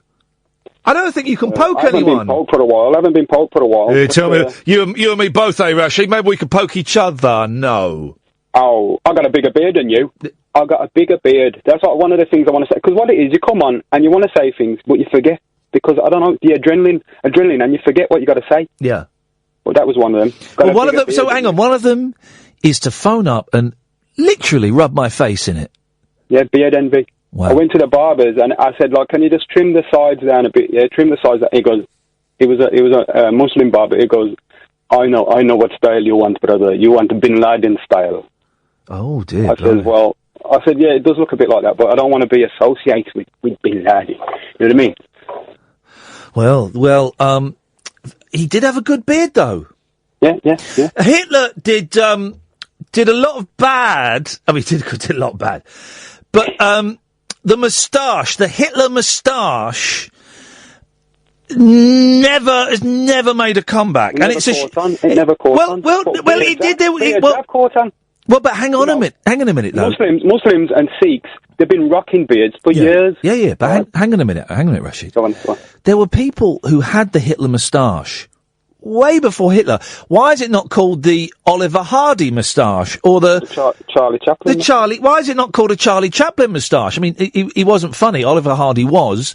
But if I were to shave off my facial hair and just leave an Oliver Hardy, I'd be in all kinds of trouble. You can't rock at Oliver Hardy, though. You can't. You know what I mean? I could do it. I'm doing it. Hang on a minute. I'm doing it for the periscopers. I'm going to do. There we go. There's an Oliver Hardy. I think I can do it. Why don't you go for the Abraham Lincoln look? You know, just shave the moustache clean and leave the sides and the. Well, the Amish people, have that, and I have a friend who can grow a full thick beard. He cannot grow a moustache. Yeah, it's true. He can't do it. And he went bald at the age of 19. It's a shame, isn't it? It's a shame. But let's just say he's doing all right in other areas, so I'm told. Oh, the other thing I wanted to say was it's the animal what you call it is called in what it is. It might be a haggis. Yeah, it could be a haggis. Could be a haggis. Did you ever get the drawing of the haggis from? Yeah, I did. I tweeted it. It was a brilliant picture. Oh right. Oh, okay. Yeah, could be a haggis. Could be a haggis. Yeah, it's weird that the thing is, right. There are so many. Here's the amazing thing, right. There are still thousands of creatures on this planet that we've never seen. Yeah. We've never seen, particularly under the sea. Under the sea, right, get deep down in the deepest, darkest parts of the sea where it's just rotting flesh and bones. There are creatures that we will never, ever see. Yeah. You've seen them submarines that go down and they shine. The irony is they're in pitch black, but when the light shines on them, they're like multicoloured. Yeah. It's amazing. It's amazing, isn't it? It is. What was the other thing? Oh, yeah. I'm halfway through the Imposter. Yeah. I'm halfway through. This is the homework, guys, for the film ring. Next Monday, we're talking about The Imposter. It's on YouTube for free. And we've got... have you got Charlie Parker, the private investigator, yet? Yeah, I just stopped it there. Brilliant. He's coming on. He's coming on Monday, so we're having some of that. And there are 5 tickets left. Rascal Pico train from Dukes of Hazzard. He is like that, isn't he? There are 5 tickets left for standing tickets for They Killed My Cat and more. We've got very special guests coming up on August the 21st. Ticketsource.co.uk/Imposter. Iain-Lee, IAIN-LEE. There are 5 tickets left. They're only a £5. They're standing. But it's above a boozer as well, so you can always go downstairs and we can get drunk. I won't, because I don't drink, but you can. Don't get Larry. Anything else, Rashid? Yeah, I wanted to make a suggestion for the film. What's it called again? And a racist name. What's his name? What did he call it? If you can't name it, then you can't suggest it. It's the adrenaline in. It's the adrenaline. If you can't name it, Rashid, then you cannot name it. Let me give you. Hang on a second. Let's give you a little bit of thinking time. Here we go. Film club. No, have you got a countdown clock? Oh, maybe. Film club. No, I know. My music's not working. You could be lucky here. The music isn't working, so you could be lucky. Film club. Count me down for 15 seconds. Or film club. Oh, I can't find me. Film end. Film end. What the hell? What was it? My mind's gone blank. This happens to me lately. I'm getting old, Ian. It's a midlife crisis. 46. Well, I'm afraid you passed Do you know when the midlife crisis... Is the music? All right. Film club. If you don't get it right, you're going to get cut off. Film end. Film racist. Film link. Oh, God, this is horrible, man. Oh, it's in my head. Film... Give us a clue. Come on. Can I phone a friend? Give us a clue. You might slip one on a beloved's finger. Film ring. Ladies and gentlemen, Rashid, what is your suggestion for it? Ian, it was on TLC some years ago. I watched it, but every now and again, it's such a documentary that it sticks in my head, and it's called "The Boy Whose Skin Fell Off." I'm flipping out. It don't sound like a No, Ian. If you can Google, what's it about? If you put TLC in Google, right, and you go to the and you put TLC, The Boy Whose Skin Fell Off, and if you go down to the VMO clip, it's a 30-second clip. Yes. I guarantee, if you watch that 30-second clip, you're hooked. You've got to watch it. We'll see. Tris, stay there. I'll come to you after this. 08444991000. We call you back. Tris is on the line. Good evening, Tris. Hip, hip, hip. Hip, hip, hip. How are you, my friend? You doing well? I'm all right. I'm tired. I'm filming tomorrow. I'm filming Sam Delaney's programme tomorrow. He does a programme on Russia Today. And I'm filming that tomorrow morning with Karen Danchuk, and her bosoms are going to be there as well, I think. I don't know who that is. So. Oh, she's the self-proclaimed selfie queen. Oh, right. I'm sure she's delightful. Is that a thing? Yeah, it's a thing. She's the selfie queen. And I'm tempted to get a selfie with her. Yeah, well, good. Yeah, go for it. I don't know how to answer that. Yeah, no, there is literally an answer to it. But how am I? I'm all right. I'm all right. Comes and goes. What you got for us, Tris? That's life, baby. Well, you suckered me in with Hey Bulldog, so you're good, isn't it? Really, it's such an underrated track. Yeah, it doesn't. That never gets played. And another Beatles song that never gets played that is stunning. Is The Inner Light. Oh, yeah. Well, what's that, the B-side too? It's not Let It Be, because that's You Know My Name, Look Up My Number. Yeah. Another great one that no one knows is Old Brown Shoe. Oh, mate, I love that song. I played that at the last place I worked, and people going, "What's this song? It's great. It's the blooming Beatles, and no one knows it." I'm stepping out with this old brown shoe, baby. I'm in love with you. It's a great song. The first take of that, which I think is on Anthology 3, probably brilliant. Just piano. Yeah, piano. Oh, mate. By the way, I'm getting if you hear me being distracted, it's because people are starting to receive their box set of Monkeys Blu-rays, $200, and people are starting to receive them, and I'm just looking at them in envy, drooling, because I can't wait. Do you watch those unboxing videos online? Yeah. Been watching that. Been watching that. It looks absolutely bloody amazing. I'm not really into the Monkey. I love Head. I thought Head was a good album. What's the album after Head? Is it Birds? No, Birds and Bees comes before Head. It was Peter Left, then it was Instant Replay. That's right. Yeah, it's a good album, that Instant Replay. Solid album. It's made up of outtakes from the 2 years before. Yeah, no, I like those two albums a lot, but the early stuff I've never really got into. I know what you mean. Yeah, it's a bit niche, isn't it? I think. Well, I don't know if it's niche, but I know. I don't. I think for today. Well, I think if you weren't. Well, you know. I was wondering, do you know a band called The Shags? Oh, mate. God. Do you know who I'm talking? Who I'm talking to? Do I know who you're talking to? Yes. So you do know the Shags, yeah. Of course I know the Shags. I've been listening to them recently. Well, I don't know how you can. The last place I worked, right, there used to be this fella on before. So I used to do a breakfast show at BBC Local Radio, right? Yep.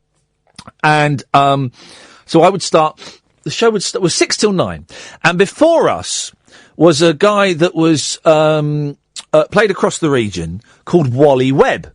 Oh, I'm Wally Webb, and today, look, and he was like that. He was the genuine inspiration for Alan Partridge, right? Okay. He is who Alan Partridge was based on, and he would do a very straight. People loved it. It wasn't my cup of tea. I found it a bit poor, but people loved it, right? And he would do a very straight kind of show, and would play, the Eagles, Hotel California, and I don't know, all that kind of stuff, right? Yeah.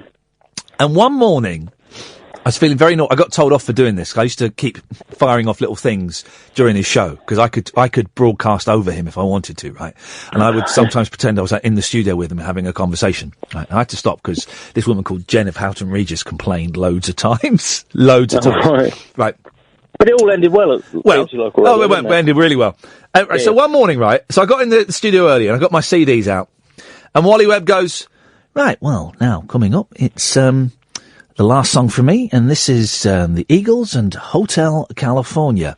He pressed play, I turned off his output, and I pressed play on my CD player, and this came out.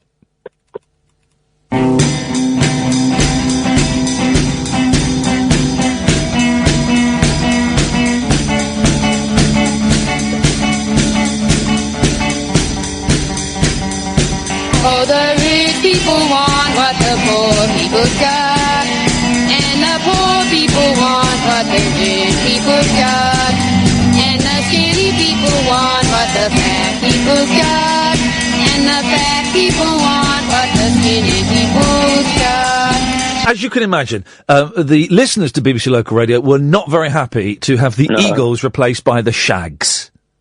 What's that philosophy of the world? Hey, he knows it! And John Ronson interviewed them recently. Oh, did he? I wonder. Oh, well, I'll have a little. That's my project tomorrow afternoon. Is I'm going to try and find the Shags. Send me a text, Kath, to remind me to Google Shags. Steady. Because they're still alive. Their dad. They made music. Well, their dad wanted them to be like big rock stars, didn't he? Yeah, that's right. Well, they were pulled out of school, I think, at like the age of like 8 or 10 or something, and he'd go off to work and he just made sure they'd rehearse all day, every day. But they weren't allowed. Am I right? They weren't allowed to listen to music. Yeah, absolutely. It's music without influence. That's what's so interesting about it. It's they have got at the time they had no awareness of popular music or anything like that. They were just forced to play these instruments for years until he decided one day that they were ready, and then they put out that album you were just playing there. And it's really sad story, but fascinating just to think that this is what music is in someone's head. They understand that there's this thing to get out, and that's what they got out. I've just found there's a tribute album to the Shags where people doing covers of Shag songs. Let's listen to. This is the same song covered by someone called Ida. Hang on.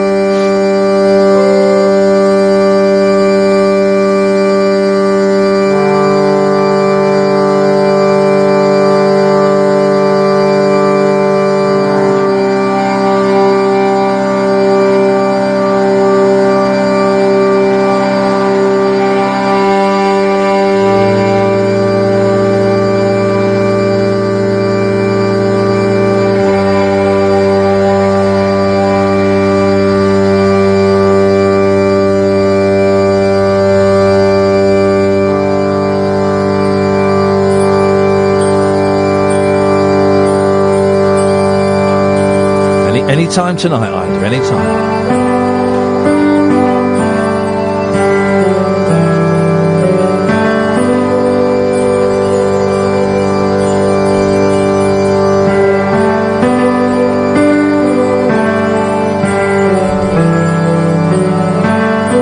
This is either brilliant or awful, I can't tell. Hang on a minute.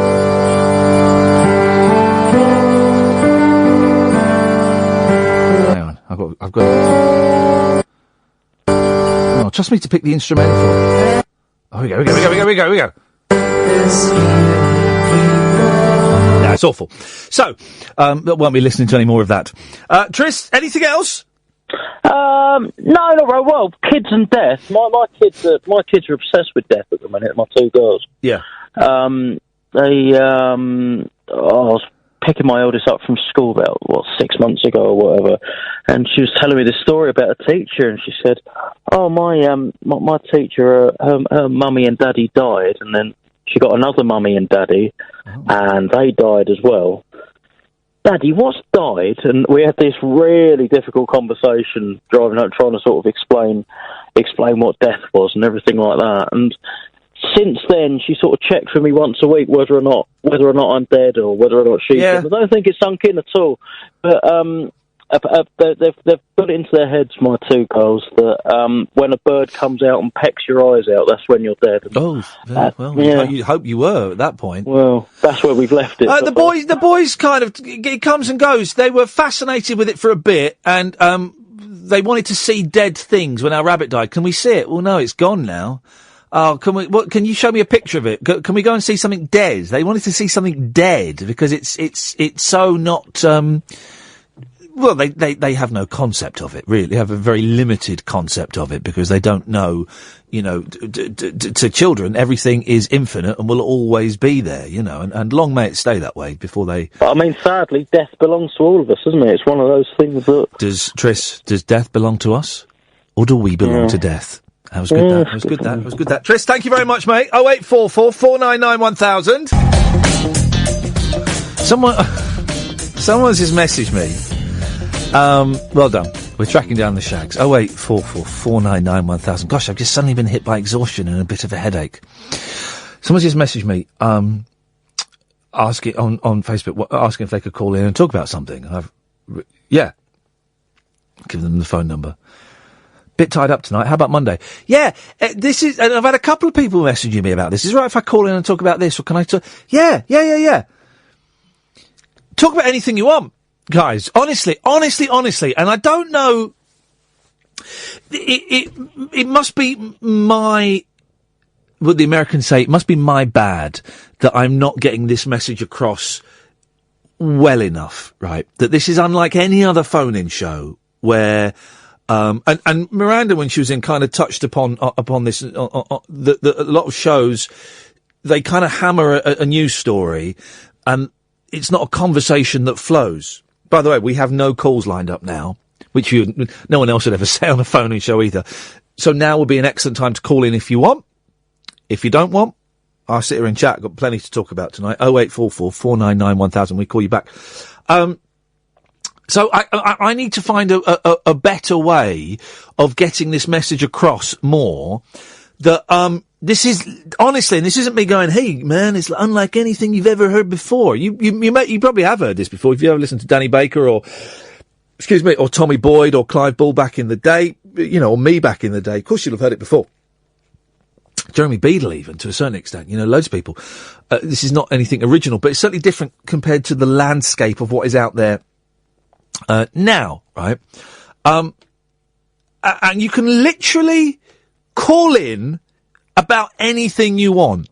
Anything you want. And I know I say, no, talk about Brexit and la la la la. If you call in about it, we'll talk about it.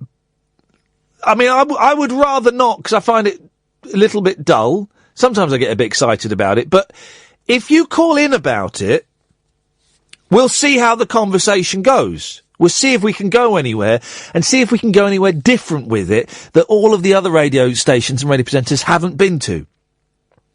And here's the thing. If it doesn't work, it doesn't matter. You learn from your mistakes. Only failures succeed. I made that one up, I think. I'll have that. Only failures succeed, yeah, because they fail. You've got to be brave enough to fail. So me and Kath, we're doing brilliantly. Honestly, you can phone in about anything. I will sit here and talk about stuff. You don't have to phone in about the stuff that I'm talking about, although you are, of course you're welcome to, right? You can phone up just because you're feeling a bit lonely, because you're not very well, because, you had a great day at work, because you had a baby. You phone about anything. You can phone in to say you don't like the show and this is how you think the show should go. Honestly, I don't mind. I don't mind.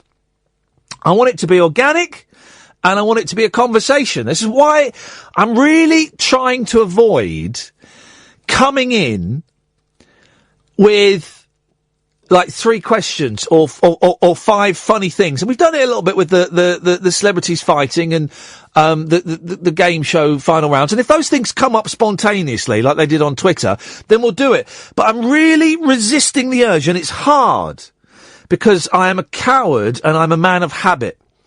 But I'm really resisting the urge to come in with like 5, like what Danny Baker does, where he'll fire off before his show on a Saturday 10 topics on Twitter. Every one of them brilliant. And I'm really trying to avoid doing that. And I'm just trying to do something a little bit different with that. Sometimes it works, sometimes it doesn't work. And sometimes you have conversations with your friends and they're not very interesting. And that's all right. Doesn't mean you're never going to speak to them again. And sometimes you have conversations with them where you start talking about one thing and you end up somewhere completely different. And now we have got loads of calls and I should shut up. But cannot stress this enough. And maybe I need to mention it more throughout the show because some of you only listen for chunks, little bits. You can literally call up about anything. Whenever I get a new producer, and we had a new producer last week, Dave, the thing I always tell any new producer is, just put them through. Put them through. And if you, on any other show, you would reject someone who calls in, put them to the front of the queue. Literally anyone. And you've heard we've had people, like Jerry who's got Parkinson's. Sometimes you can understand him, sometimes you can't understand him very clearly, but we get there in the end. We had that lad last night whose name escapes me, who struggled, Paul. It was hard work to understand him, but we got there in the end for most of it. I got about 80% of it, 75%. So, anyone can call in about anything. You dig? You dig? Periscopers, are you digging? Good. 0844 499 1000. Matt's on the line. Evening, Matt. Hi, it's me again. Sorry, I've already called once this evening, and I really, really hate to risk being a bore.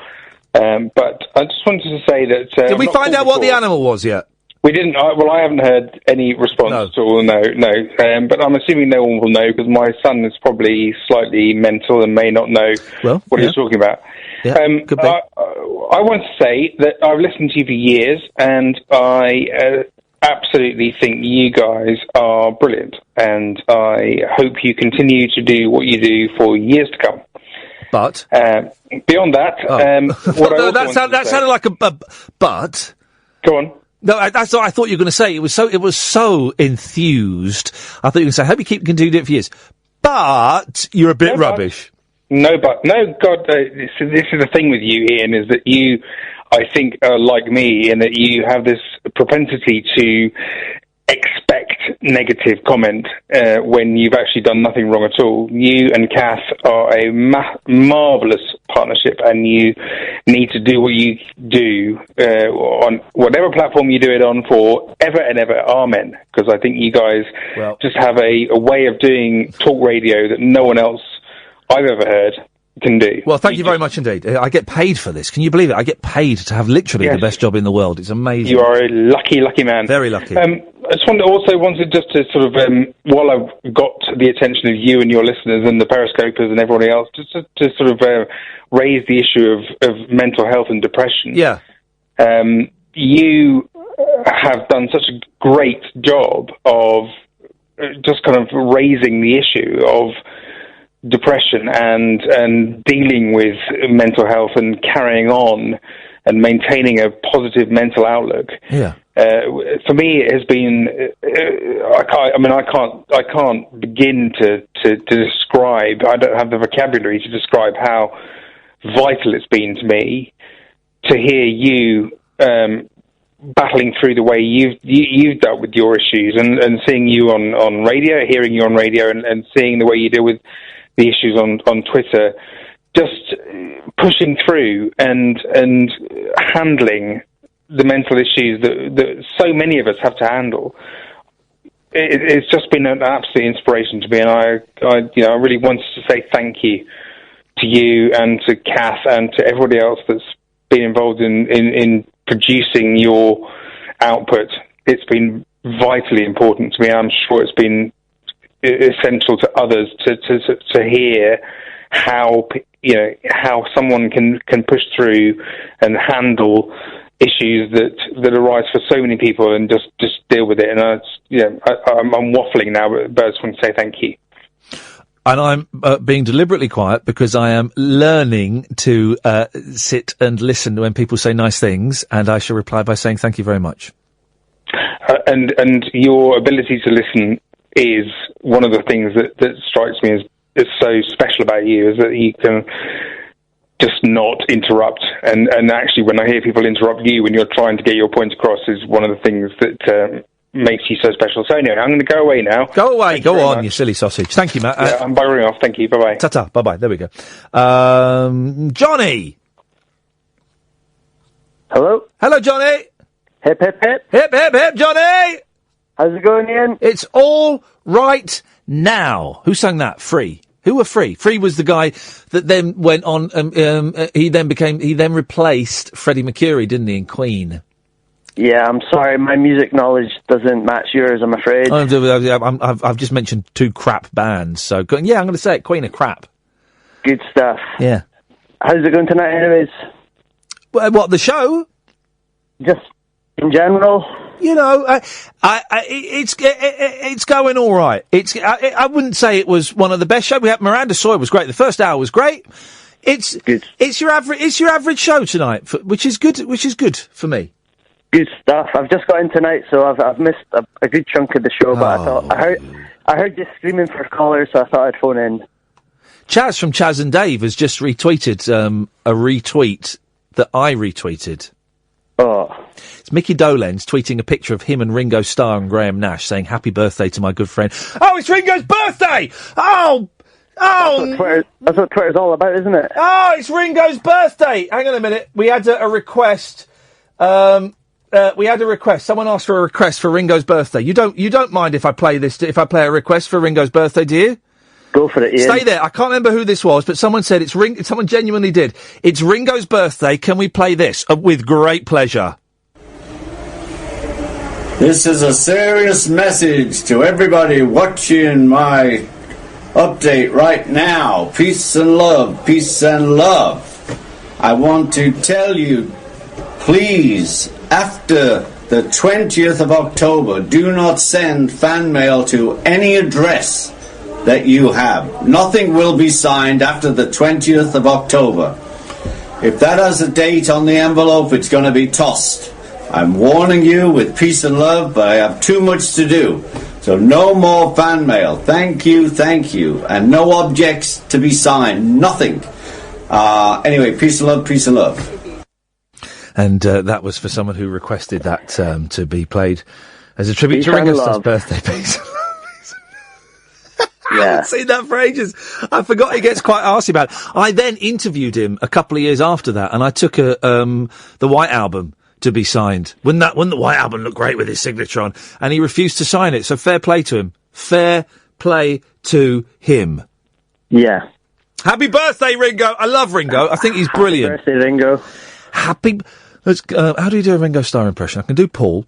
Peace and love, that's all you need to do. Peace and love. You're doing it! Peace and love. Peace and love. Peace and love, I'm a Ringo Starr. It will be tossed. It will be tossed. Peace and love, I will toss it. I will toss it. Oh no, don't want him saying that, do you? Blimey. Yeah, so I came in from the pub to say, and yes. I turned on Question Time, and George Galloway's not wearing his hat. What's that about? WTF? Yeah. Gorgeous George ain't wearing no hat. What the hell is going on? He's obviously just realised it's not a good thing to wear. Here's the thing, right? There are so many rock stars who, at a certain point in their careers, started wearing hats. Two of my favourite rock stars, Mickey Dolenz from the Monkees and Mike Love from the Beach Boys, started wearing hats. Yeah, guys, we know what's under there. Yeah. And it ain't hair. We know that. We know you're bald, okay? Enough with the hats. Let's just see your bald heads. And I've seen pictures of Mike Love without his hat on, and it is weird. But just don't wear a hat. You're bald. It don't matter. Does it, Johnny? I think George is getting comfortable with the fact because he wasn't wearing it on Question Time. Well, good for him. Maybe they have a no hats policy on BBC Q2. How is he doing on there? Is he doing well? Well, it's finished now, but from what I had seen, he wasn't wearing a hat, so he's doing all right. The last time I saw Question Time was when I saw the highlights when Nick Griffin was on there. No, you don't watch it when he's on. Well, no, it was funny, that one. But I don't think I've ever watched a whole episode of Question Time. Now, I like listening to the other Dimbleby hosting Any Questions, which is the Radio 4 version of Question Time. I like that. That's my little treat. If I have a lie-in on a Saturday morning or a Sunday morning, I'll listen to that in bed on the iPlayer. It's my little treat. But I've never watched Question Time. Yeah, you're not missing much, to be fair. It's just a lot of politicians not knowing what's going on.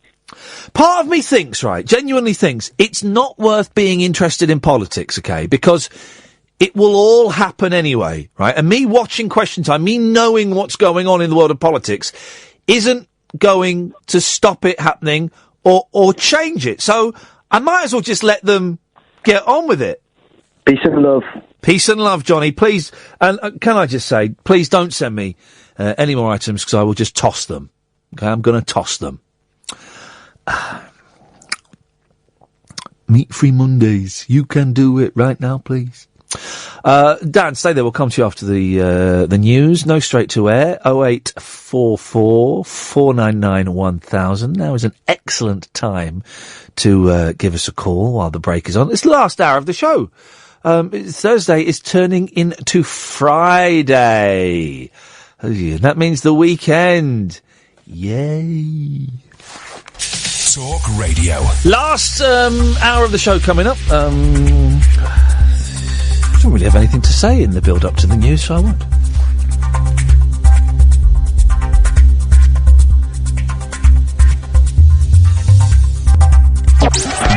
Late night, Iain Lee on Talk Radio. We have ways of making you talk.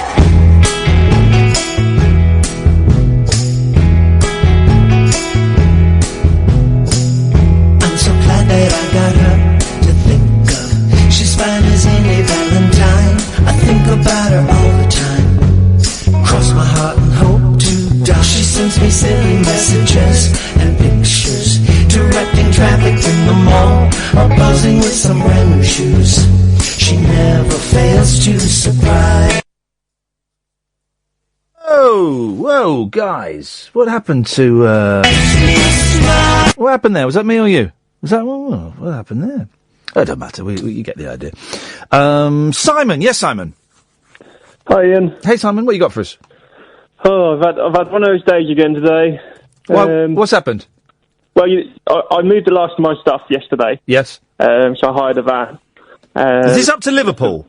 Yes. Yeah. Okay. Right. So you've separated from someone. I don't want to rub it in. Just a little reminder, someone. Yeah. And you have moved up to Liverpool for work. And how's it going? Well, I'm going to get a documentary crew to follow me around, I've decided. Oh. It's just, so I hired a van yesterday. Yeah. Brought all my stuff up. Left the van overnight outside. Thought nothing of it. Went and put some rubbish in it this morning when I woke up, and there was someone in it asleep on the back of the van. Really? Yep. Flipping heck. That must have been terrifying. Well, I didn't know what to do. I didn't know whether to shut the door because he was asleep. So I didn't know whether to shut the door or call the police or what. I would kind of woken him up and said, mate, can you get out of here, please? Well, I kind of coughed and stuff, and he woke up. And And he kind of gave me a bit of attitude. Oh. Because I said, what are you doing? And he said, well, you left it unlocked. Yeah, fair play. He's got you there, mate. He's got you there. You left it unlocked. So he went off, and then 5 minutes later, he rang the doorbell, asking if he could use a shower. What? Like, I was just like, one of those moments where, like, I was watching the TV or something, and it was on TV. Like, this was happening. It was unbelievable. Did you let him use the shower? No. Okay, well, I don't know. So the Muppets that we get calling me, I wouldn't be surprised. So I thought, right, I kind of forgot about it, took the van back, had to hand the keys over. They went out and checked the van, and they come back, and they said...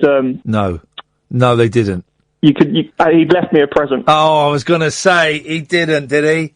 He'd left me a present. Did he left you a toilet, did he?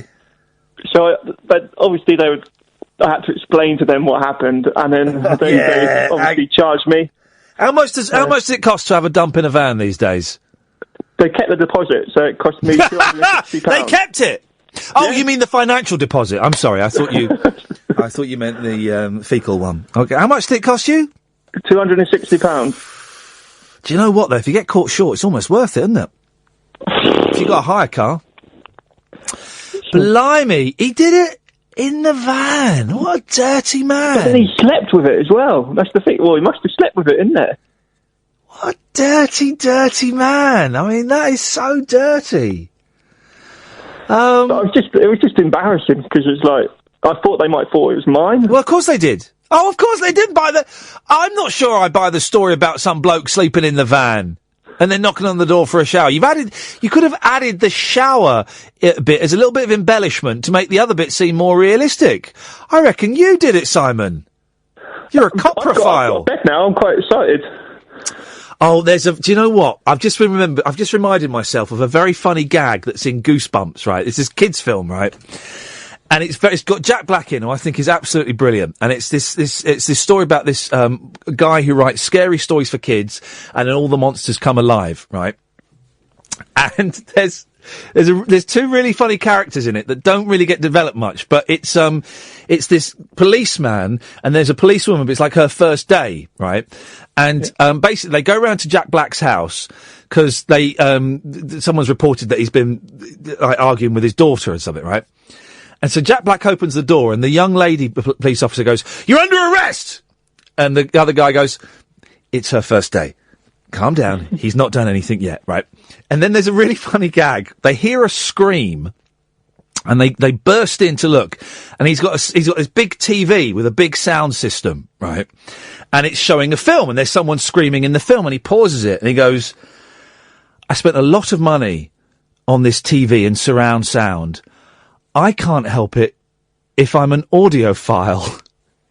And she pulls out her gun and goes, "That's disgusting." And the other guy goes, No. It just means he likes really high quality sound." I thought it was such a lovely gag. "I'm an audiophile. That's disgusting." But that would go over all the kids' heads, though, wouldn't it? Oh yeah, exactly. It was kind of the one of not that many. There weren't too many winks to the mums and dads in that film, which I quite like. I don't like it when I like a couple of winks, but that one I thought was very funny. So flipping heck. Okay, so are you in the place now? Surely this is the end of your adventures? This is it. I've got terrible hiccups. Okay, well, why didn't you let him have a shower? Well, I would have done if I know he needed it. If he'd been to the loo, obviously he would have needed a shower. Yeah, it's because he had no toilet roll either. That's the thing. He didn't wash his hands. What was he? Was he like a homeless man? He was a kind of. I would say he was about 19, 20. I felt quite sorry for him to begin with. Well, I mean, I still feel sorry for him. No one wants to sleep in the back of vans that they've done poos in. Well, he had a good night's sleep, though. Think of the people who were on the street. Yeah, fair play, actually. Yeah, fair play. He had a bit of luxury there. Yeah. Well, Simon, thank you for that. All right. So, in fairness to the fella, it's Simon's fault for leaving the van unlocked. I wonder what Julia Hartley-Brewer is tweeting now, because some of you lot aren't happy. I'd look, but I'm blocked. So I can't. She blocked me on Twitter. Oh, man. Dan's on the line. Evening, Dan. Good evening. Evening. What you got for us, boss? I'm calling from a trim phone for a change. Oh, I can do an impression of a trim phone. No, it's a bit different. It's more... It's higher, you see. More persistent. I can just go higher then. There's not... I can do that. Not quite. It's higher. It's... That's lower than what I'm doing. Yeah. Do it. Give me the note. I'm lying on my side. Give me the note. There. No, it's gone all ragga now. It's all ruined, isn't it? Yeah. I've also, because you said we could call in and talk about anything. Oh, God. Yeah. Just picked a really, really satisfying bogey. Aye. The thing is, right, about picking your nose, I think it's the last great taboo. Because we all do it, and it really is. It can be very satisfying in a way that sex isn't, or doing well at work, or it's a real satisfaction that is unique and is incredible. That you can do at work as well. Yeah. I mean, you have to be a bit more surreptitious, cover the face with a hand, finger, maybe not your first choice of finger, but... Driving for me is the real, when the real work gets done. Such things, entire episodes of Seinfeld have been based on. There we go, you see. I also thought of, because I listened to your Danny Baker interview the other day. Oh, yeah. And I came up with a joke. Oh! Do you, do I need to do anything with this joke? Do I need to help you, or is it a one-man gag? Maybe, have you got a drum roll effect? Yeah. Okay. That'll do. What's the difference between Danny Baker and Iain Lee? 13 hours a week. Yeah, I like that, Dan. That's good. It's good and it's unfair. It's a clever gag, and by that I mean it's not funny, but it's very, very, very truthful. Exactly. Very, very truthful. You know what? You two should do a dual show, a double header. Oh, do you know what? It would be an absolute thrill to do. I mean, what a thrill it would be, but... You wouldn't get a word in. No, I thought he was very generous with the gaps he gave me. You know what? Years and years ago, he was a little bit. Yeah. Here comes another cup of tea. Thank you. I mean, years and years ago, I sat in when he was on Radio 1. I've just remembered this. I forgot this the other day because we mentioned that I phoned him up on GLR. I was also on his TV show, on the Danny Baker TV series that he used to have, which, by the way, if anyone has copies of that, can you send them to me? Because it was brilliant. Me and my mate Conan went to see one being filmed. And at the end of the show... Ask Louis Bath about. Sorry? Louis Bath, he has almost certainly got a contact who'll have that. Oh, really? What, but all Danny of the Baker, episodes? After all, wasn't it? Yeah. Oh, Louis, then I'll speak to him.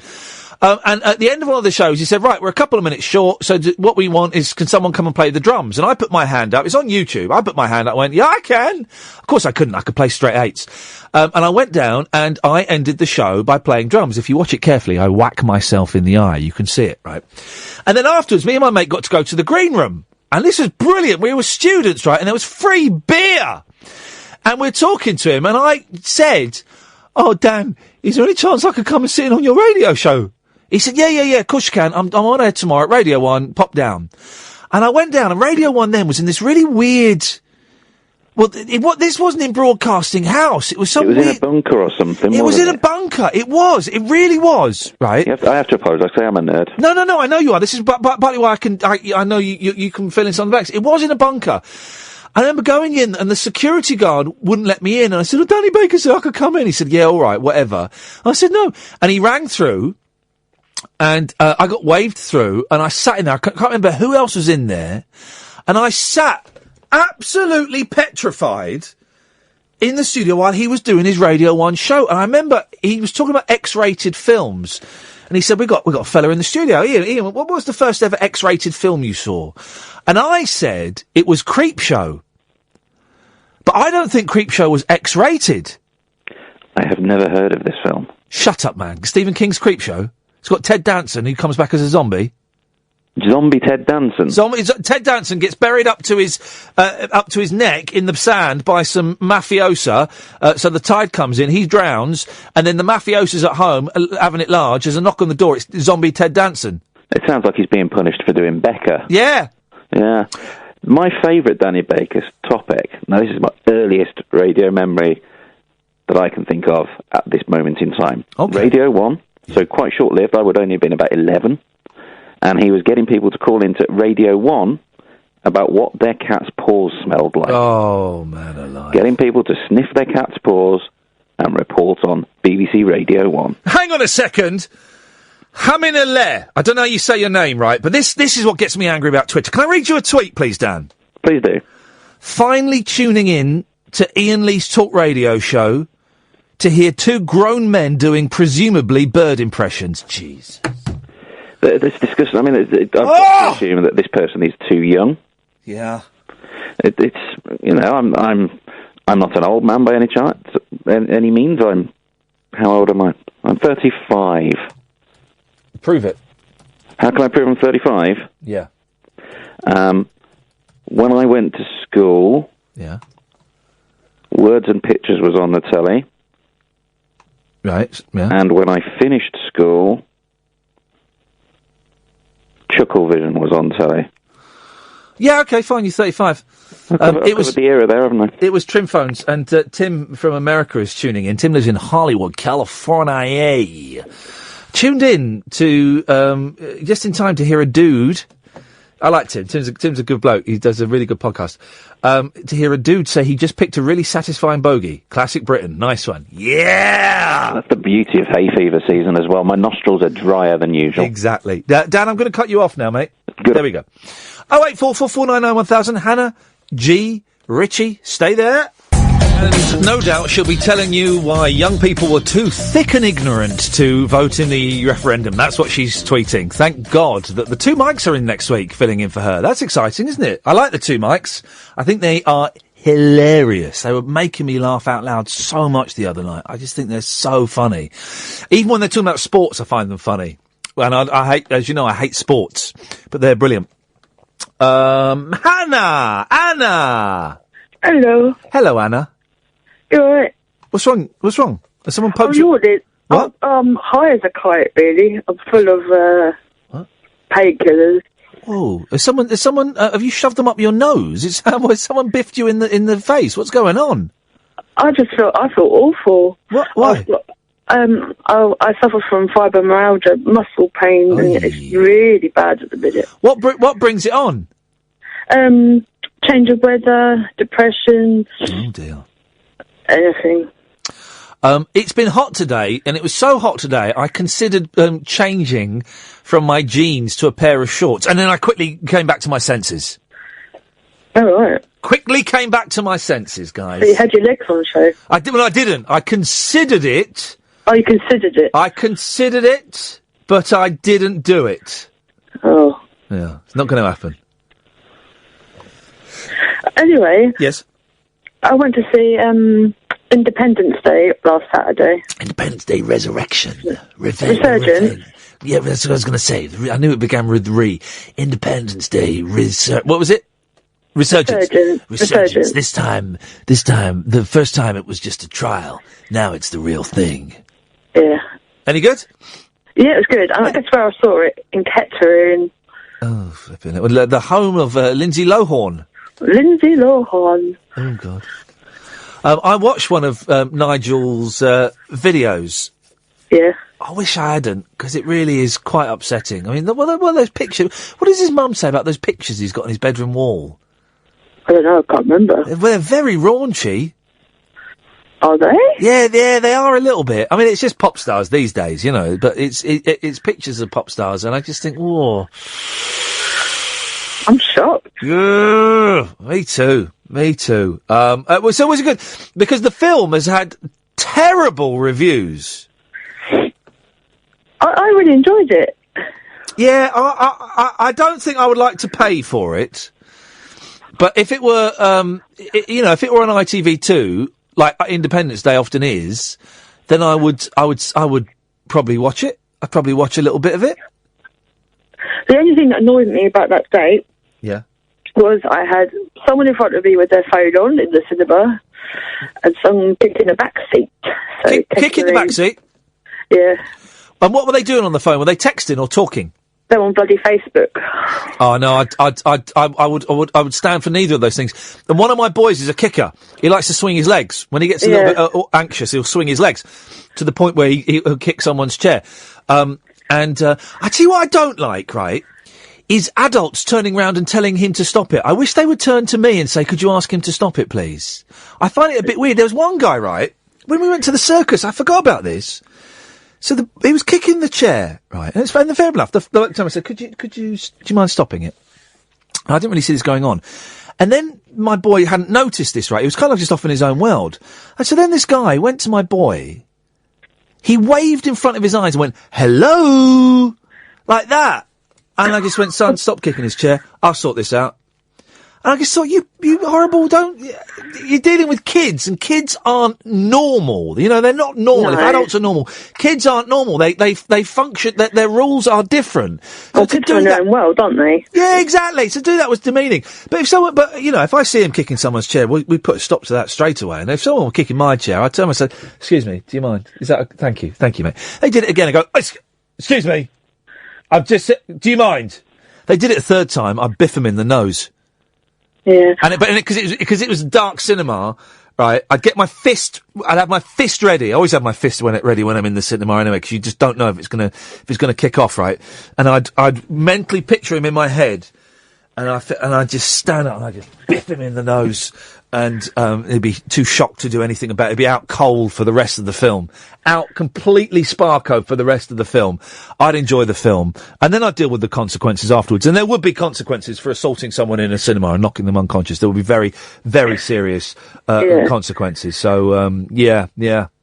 And nowadays, do you buy the popcorn, or do you fill the pick and mix sweets up to the top? Well, normally I fill the pick and mix sweets up to the top. The boys like popcorn. I don't like it. But what I've started doing now is I take a rucksack and we go into the Waitrose next door.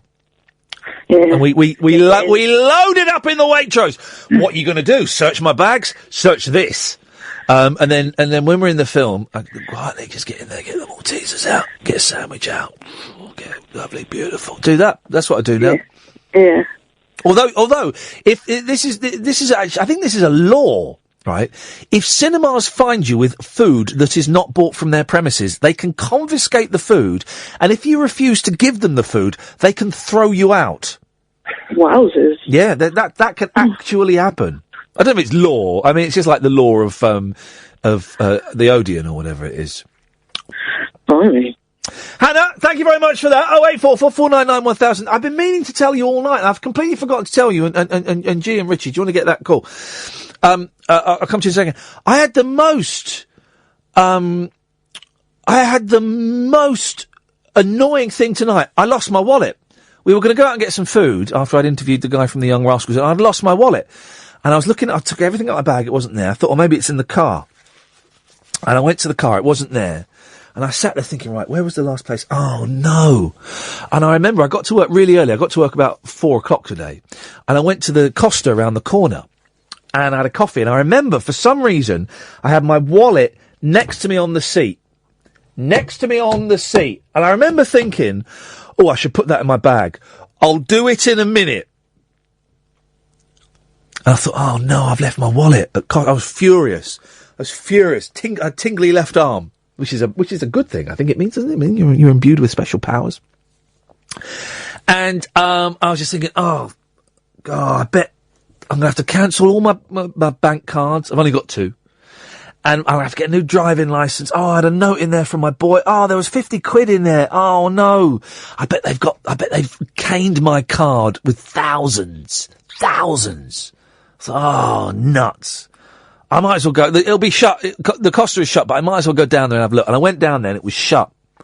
And I thought, oh, no. And I saw a cleaner in there. I was banging on the window. And this guy went, it was shut. I said, oh, I've lost my wallet. And he went, oh, I don't know anything. Oh, hang on. What was the name? I told him my name. Iain Lee, I don't know. And he went, oh, yeah, we got it. I'll give it to you. And he had it. They had the wallet. Flipping heck. And These were foreign people. These were people from, I'm imagining, from Europe. These were Europeans. They had my wallet. He gave it to me. There were 3 of them. I took out 20 quid, right, to give him, because I thought, fair play. There was 50 quid in there. That was in there. Everything was in there. I took out 20 quid. I thought, that's a fair reward. Tenner's a bit. And there's 3 of them. And he wouldn't accept it. He wouldn't accept it. And I said, oh, no, mate, I insist, seriously, this is blinding what you've done. He said, no, we won't take it. How cool is that? We're going to kick those guys out of the country soon. We have voted to kick them. Well, some of you have voted to kick those guys out of the country. Do you know what I mean? Flipping heck. Anyway, thank you to the staff at Costa around the corner from us, because that was absolutely blinding. Yeah, did someone tweet that to Julia Hartley-Brewer? I would, but she's blocked me. The guys that some people have voted to kick out, they handed my wallet back and wouldn't accept a reward for it. Guys. 0844 499 1000. G, Richie, you'll be next, then G, and then Ross. Beautiful. And the thing is, Creepshow wasn't an X-rated. It was like a 15, I think. And as I said it, I thought, I don't think it was X-rated. Anyway, Richie. Hip, hip, hip. Hip, hip, hip. Oh, blimey. Iain, you're sounding spot on tonight. Thank you very much. And you're sounding knackered and past it. What's going on with you, man? It's been a long day. Yeah. Iain, I've been doing some homework. Oh, yeah. Go on. No, I like that. And I've got a couple of things. Am I allowed to run through them before you cut me off? Well, I don't know I never have particularly too much. Sorry, and I don't mean to interrupt. Sorry. Are you drunk? Sorry, are you drunk? No, not really. No. Well, no, no. I've had a couple. There we go. No, not you're nicely lit. Drunk. You're nicely lit. Okay, well, go on then, Richie. You talk about what you want to talk about. Right. Okay. So, I was sat. I had an afternoon off. Yeah. And I was watching a bit of telly. Yeah. And I ran past a programme, and the programme was about cats. Oh, yeah. About cats that make you laugh. Yeah. And I thought, this is very strange. Where's all this going? And it drew me in. And then I saw the, when they run all the names up about the people that are involved in the programme. Yes, the credits, yes. Yeah. And the guy that was doing the talkover yes. was a guy called Mr. Iain Lee.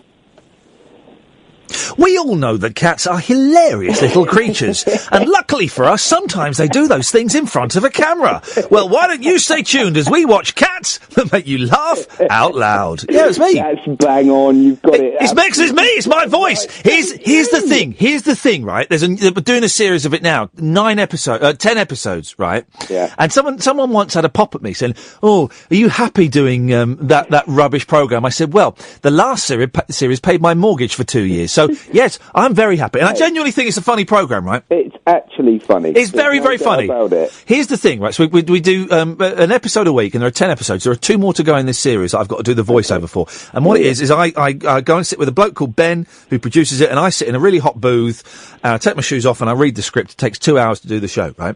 Blimey. I know. There's a lot of verbiage in there. I was due to do one tomorrow, right? And Ben texted me today saying, a bit of bad news.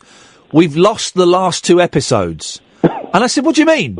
He said, the company that's got them on their computer has deleted their computer. We haven't got any more. And the next one is going to be penguins that make you laugh out loud. But it's a joy.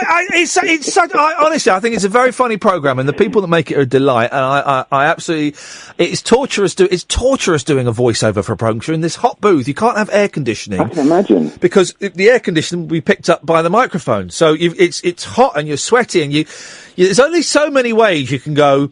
Have a look at this cat. This is Felix from the good old United States of A. His owner, Mary, couldn't believe it when she...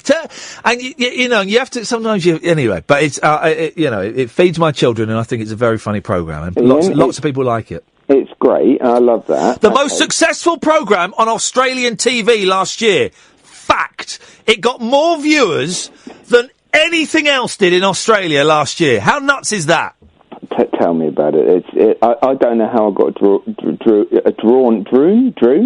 drawn. You say you're only a little bit. You've only had a couple. Yes. Am I drawn or droon? You drew. Can I just? I've got one. I think I've got a couple more things, but I think there's one more thing I want to just quickly chat about. Yes, boss. Yes, boss. You did a podcast some time ago of the silent presenter. Oh yeah. Can we have, please, another silent presenter? And can I propose this for you? Yeah. Please. Yeah. Will you let it play out just for a moment? What? Please. Okay, here it comes. Okay, just hold on. What?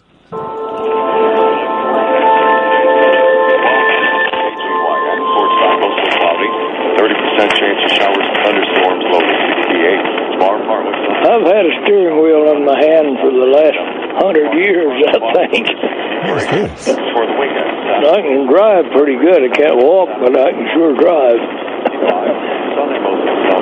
My name is Millard Fowler. I'm 102 years old. I was born the first day of May in 1913. What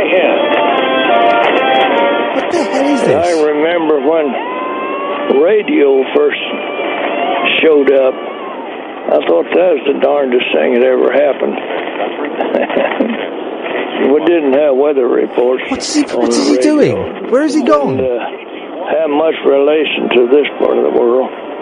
Where have you? Still don't. Where have you gone, Richie? Weather report now. It's probably 300 miles from where we are.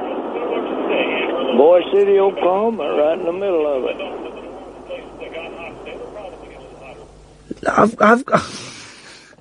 That was him only after a couple.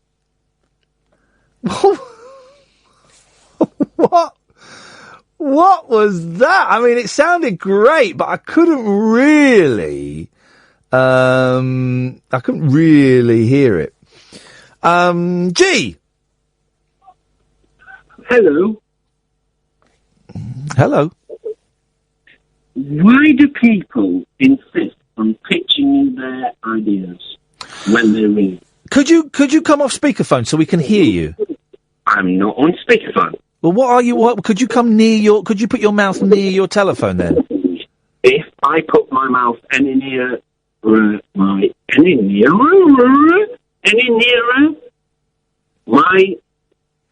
telephone, I might actually be tapped on your ear.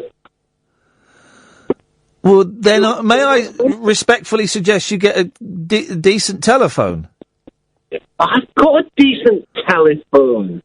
May I respectfully suggest that your researcher actually gives me a proper line?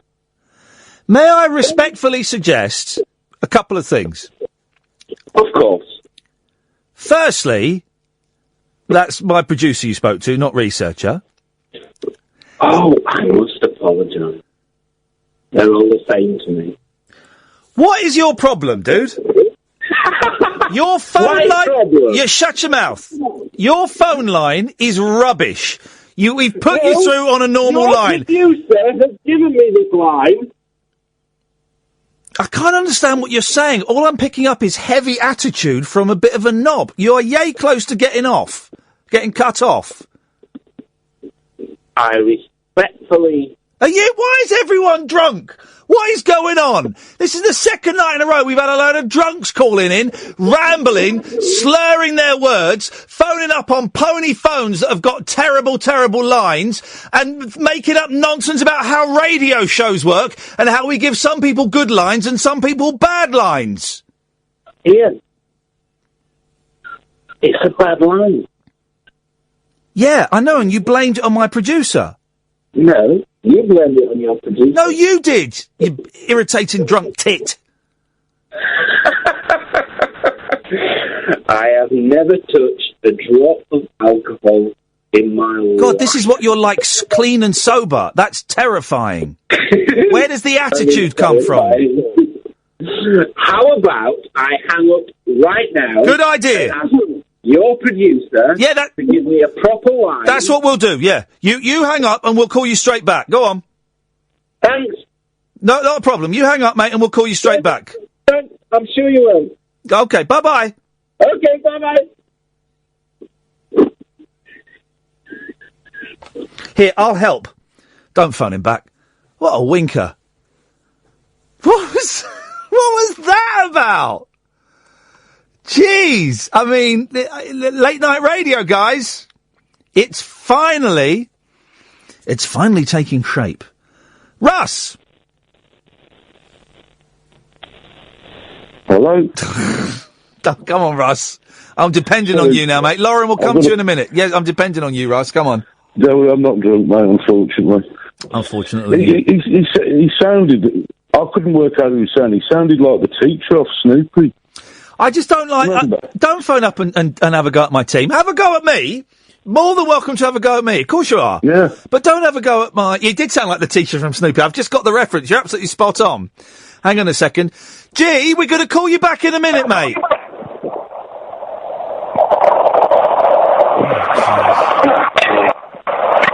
Yeah, G? Yeah, G? Yeah? We're going to call you back in a minute. There we go, you flipping it. Bloody hellfire. Tell me about it. What an obnoxious person. Anyway. I've tagged you in a post on the Talk Radio listeners group of one of Nigel's classic clips that you might enjoy. Oh God, I find Nigel strangely disturbing. Oh, I can see it. Here we go. Nigel from Maidstone as Rambo. I don't know if the world's ready for that yet. It's a beauty. Oh dearie. Oh, I don't know if you've seen, Russ. I've got a YouTube channel, and I've started putting up clips from the show on the YouTube channel. They go on the Talk Radio page as well, but I put them on here. And there was a drunk woman last night who called in. I missed that. Yeah, I've seen that. I will watch it. It's incredible. Listen, here's the thing, right? When I used to be drunk, right, I would happily admit I was drunk. You're drunk? Yeah, I am. I love it. If you're drunk, just say, yeah, I'm drunk. And then we'll get on a lot better. Do you know what I mean? But don't phone, again, just don't phone up and have a go at the team. Have a go at me. I can take it. I've got a big microphone here and I can take it. Don't phone up and have a go at the team. That's just unpleasant and rude. And G was an unpleasant person. Especially to Eid and Kath. Yeah. Well, it doesn't work here anymore. Really? He got Murdoch'd off. Part of the EU referendum was we can kick them all out now, and we kicked him out. Oh, I don't know. Murdoch came in. You know Murdoch's taken over. First day, he came in and went, are you an Aussie or a Kiwi? And Ed went, I'm a Kiwi, sir. Get the flip out of here. And he was out straight away. Did the same to Kath. Lady, you're not a producer. And she got taken off for 2 days, but she got the union and it won't last. No, anyway, Russ. Can't fault Kath. She's a fine lady on the phone who answers the phone. Very, very pleasant. All right, calm down. I'm only complimenting her. Yeah, a couple of things. First of all, shorts, mate. Yes. Shorts. Oh. I wear my shorts from spring until last year. It was November. Oh, man, you're one of them. That's just wrong. Yeah, I like looking at the old shorts, mate. You can't beat it. I go out in my shorts and my slippers. I like slippers. Oh, no, I won't go out in public in shorts. That doesn't happen. No. I love a pair of shorts, mate. Let everything breathe. I heard your interview earlier with Miranda Sawyer. Miranda Sawyer, yes. I didn't know who she was, to be honest, until I googled her, and I recognised her. I used to love Smash Hits, mate. I never read Smash Hits. Oh, I used to love it, mate. I used to love it. And used to get the lyrics to the songs, which was always helpful. But you would have been about 20 when Smash Hits came out. No. I was probably about 10 when I first started buying it, and I used to pin all the pictures on the wall of the nice female pop singers. Oh, dear God. Nothing like Nigel from Maidstone, mate. I wasn't that lucky. We weren't that lucky in those days. Looking magazine, wasn't it? And they would have like cartoon stories of like Adam Ant and stuff, and Simon Le Bon. Well, I inherited a huge collection of those off my older sister, and that was good. Looking was. There's actually a Facebook tribute page to Looking, if anybody's interested. But I used to love that. What happened to it? It must have gone out of fashion, I suppose. That would have ended. That would have ended by the late 80s. Definitely. Yeah, it was all Metal Mickey and Daley Thompson and people like that. Random characters. Yeah. Russ, I've got to move on. You have one more thing? No, that was it. Thanks for your time. Russ, always a pleasure, mate. Thank you. I've just moved on because I'm late for an ad, and I've got to squeeze in 2 more calls after this. It's this last hour now. We've got rid of straight to air. We're getting loads more calls, which is brilliant, and we're getting loads more drunk people. Which I think is also brilliant. I'm a big fan of them. Lauren's on the line. Good evening, Lauren. Hi, Ian Lee. Hello, Lauren. Are you in Singapore? Yes, I am. What are you doing over there? I live here, work here. It's very early in the morning for me, so I'm definitely not drunk because I'm on my way to work. Well, that's a disappointment because I thought we could have done the whole rest of the show with boozers. Never mind. What you got for us? I just wanted to tell you something that happened to me the other day because it's very poignant, especially you just having a rant at that last caller. Yeah. I spoke to you about 12 years ago and you put out a question on LBC days. Okay, blimey, yes. That was very early LBC days. Mixtapes. About what? Yeah, about mixtapes, making mixtapes for like a significant other and the opinions of that. Mixtapes, anyway, yes. That's irrelevant. Yeah. Yeah. Blimey. And then LBC days ended, and I went travelling, and I downloaded every single podcast of your Absolute show. Wow, blimey! Because I couldn't get it in normal hours. Stalker alert, guys! I'm an Ian Lee fan. Yeah. Yeah, a little bit. Yeah. And then I was running the other day, and I'm a little bit slow on the uptake when it comes to talk radio because I don't live in the country and I don't get the updates and that kind of thing. Yeah. And I genuinely had a moment where I was listening to a podcast of your show, and you know when you haven't seen someone, or like in the films when people haven't seen each other for a long time, they see them and then they do that kind of like face touching thing and then like look deep into their eyes to make sure it's definitely them.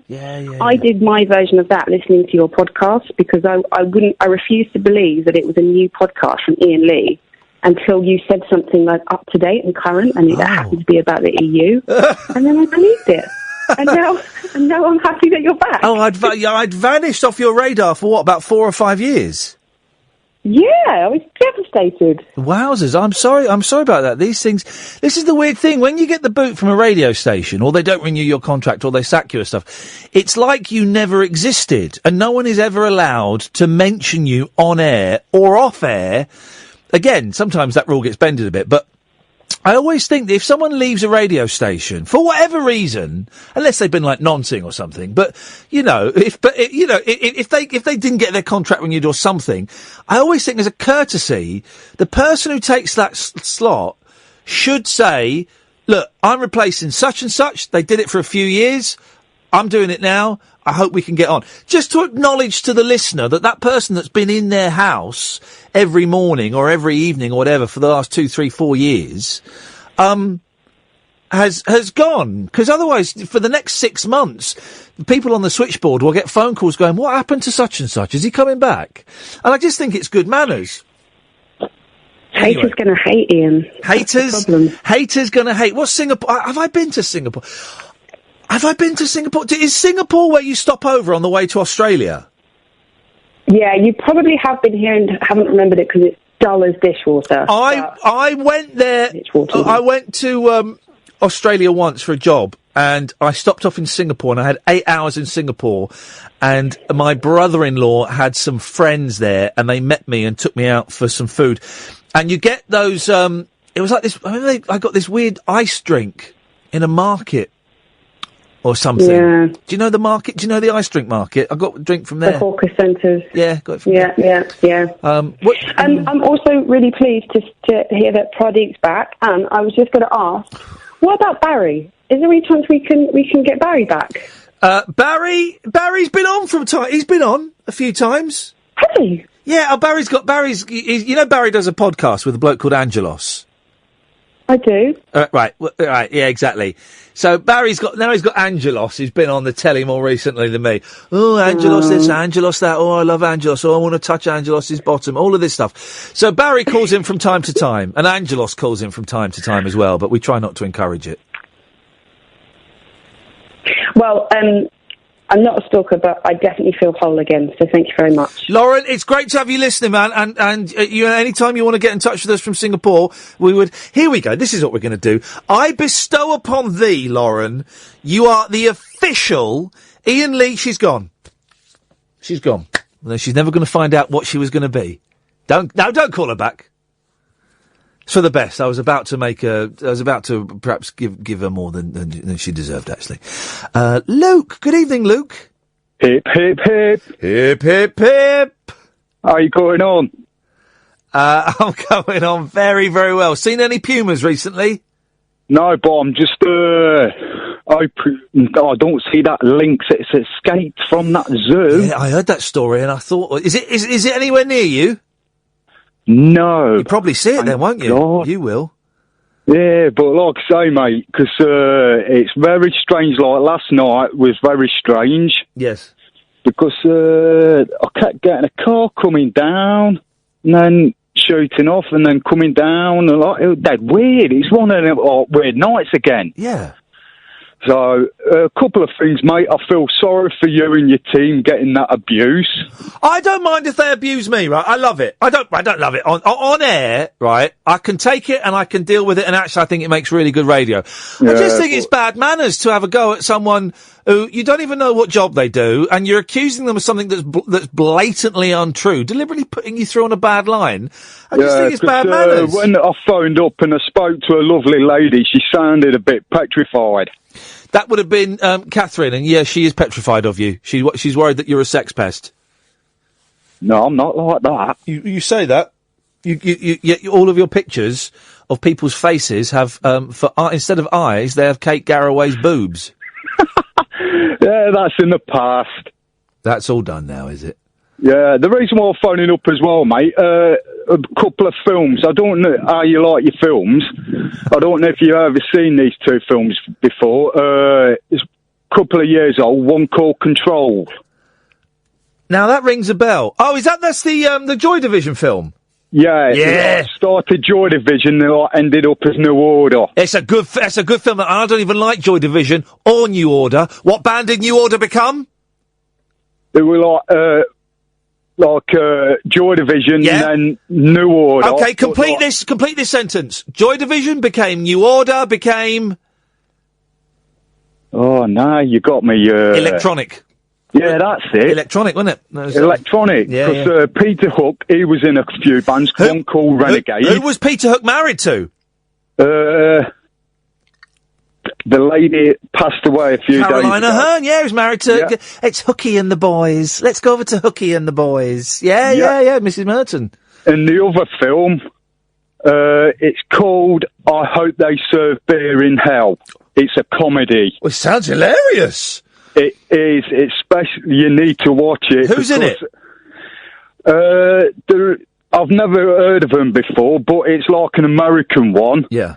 Go out on a stag do. Yeah. And it goes all wrong. Yeah. But you need to watch it, especially when the bloke goes to the toilet. It is hilarious. When the bloke goes to the toilet. All right. Yeah, Luke, but go on. It's in the end, they're getting married, but you need to watch it. You will laugh your head off. Luke, I probably will never watch that, but thank you very much indeed. It sounds absolutely awful. Let's give him one last chance, shall we? G. You just called me a sex pest. Can't... Again, mate, it's your phone. No, it's not my phone. Well, it is your phone. It sounds to me like you're on Bluetooth or speaker. I'm not on Bluetooth. I'm not on speaker. You're on your high horse. You just simply called me a sex pest. No, I didn't call you a sex pest. You did. You said that the people that call in that are drunk are sex pests. Okay. I didn't. I was referring to Luke as a sex pest. Oh, no. Mate, it sounds like you phoned in from a shoe. I can't hear anything you're saying, and I don't like your attitude. I'll let you call in tomorrow, okay? Bye-bye.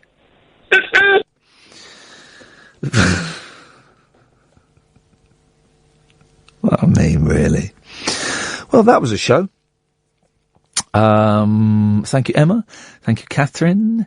That seemed to fly by tonight, to be honest. That flew by. 2 mics are up next. We're back tomorrow at 10, or tonight at 10. Ta-ta. Talk Radio. Intelligent, organic entertainment. Talk Radio. We'll get you talking.